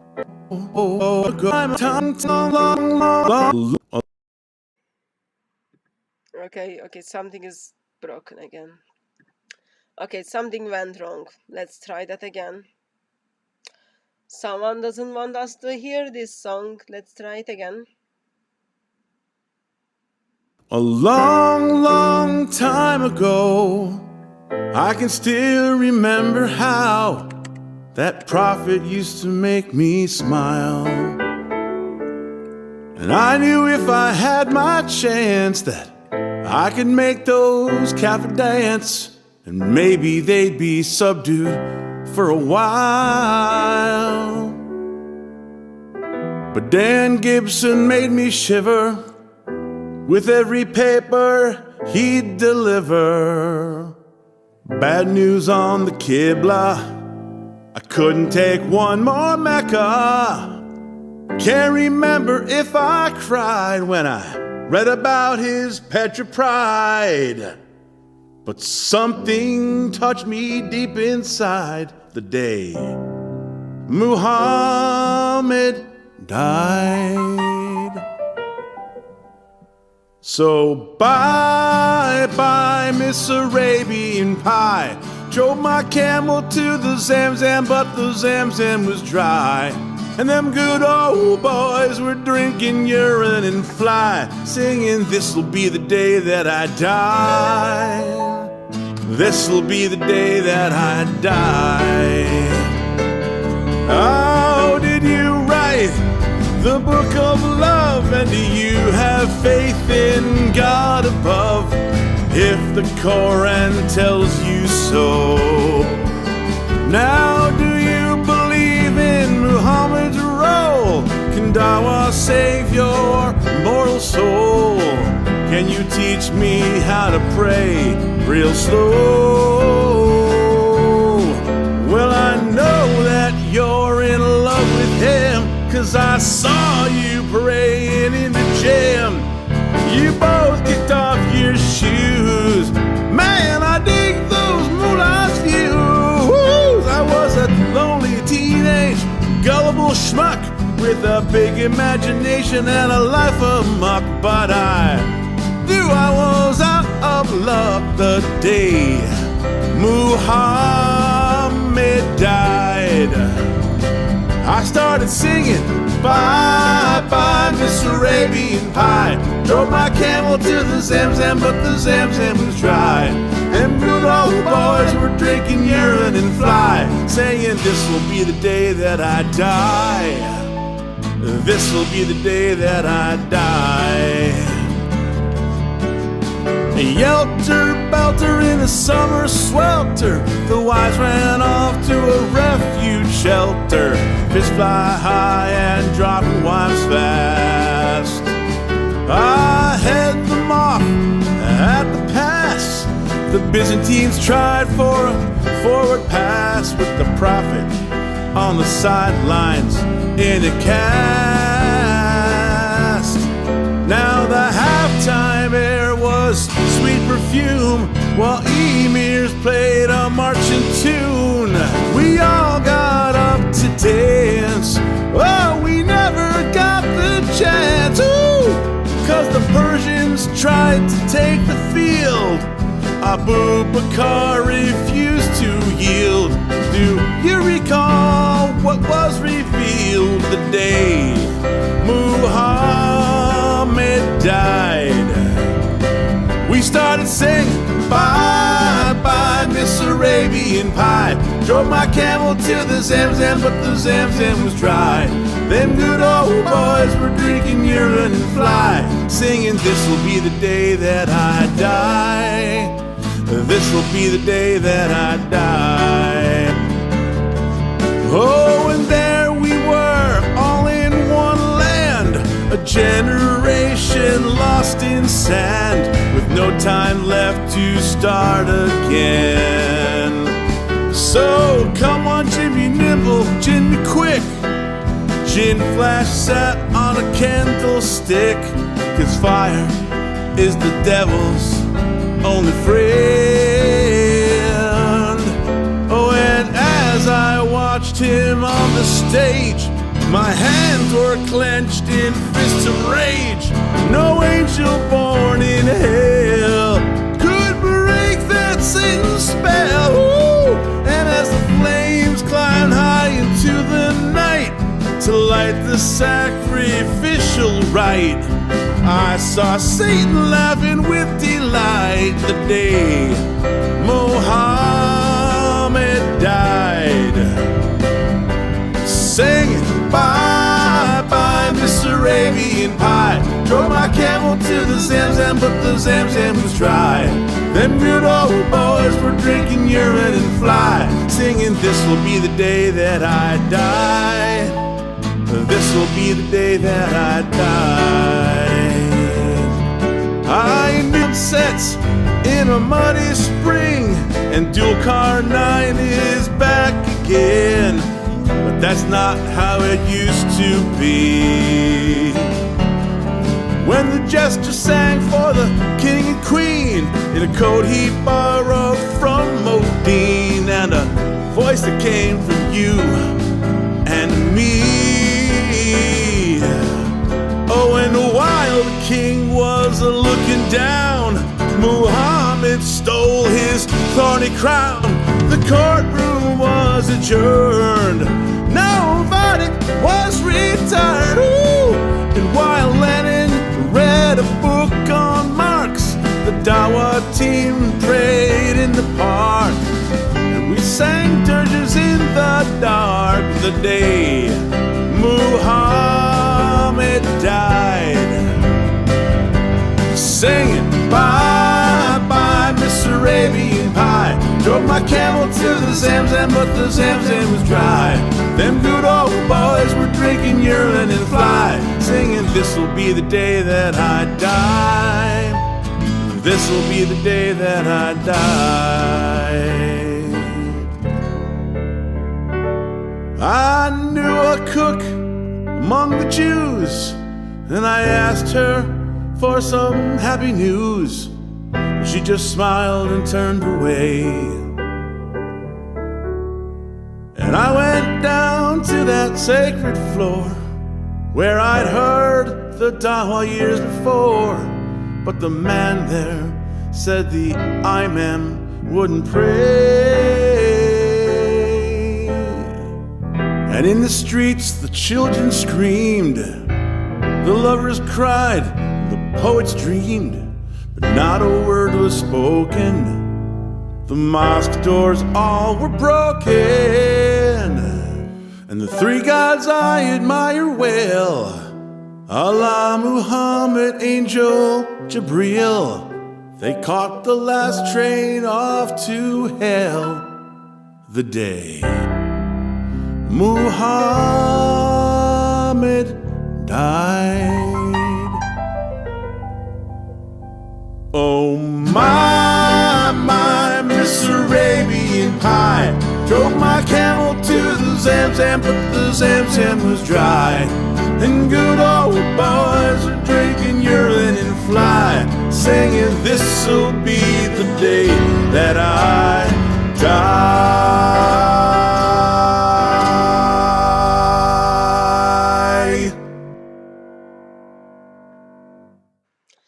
Thank you very much, everyone, for joining us. And thank you very much, my lovely moderators, for keeping people in order. And I'll see the loved ones soon. And my risen Lord silent you with his love. And those of you who doesn't know my risen Lord, may he bring you back to himself. And thank you very much those who called in. God bless you all. If everything goes according to my plan, we will be here on the live stream on Monday. If it goes according God's plan, we will be at the bosom of the Father, or whatever God's plan is. God bless you all.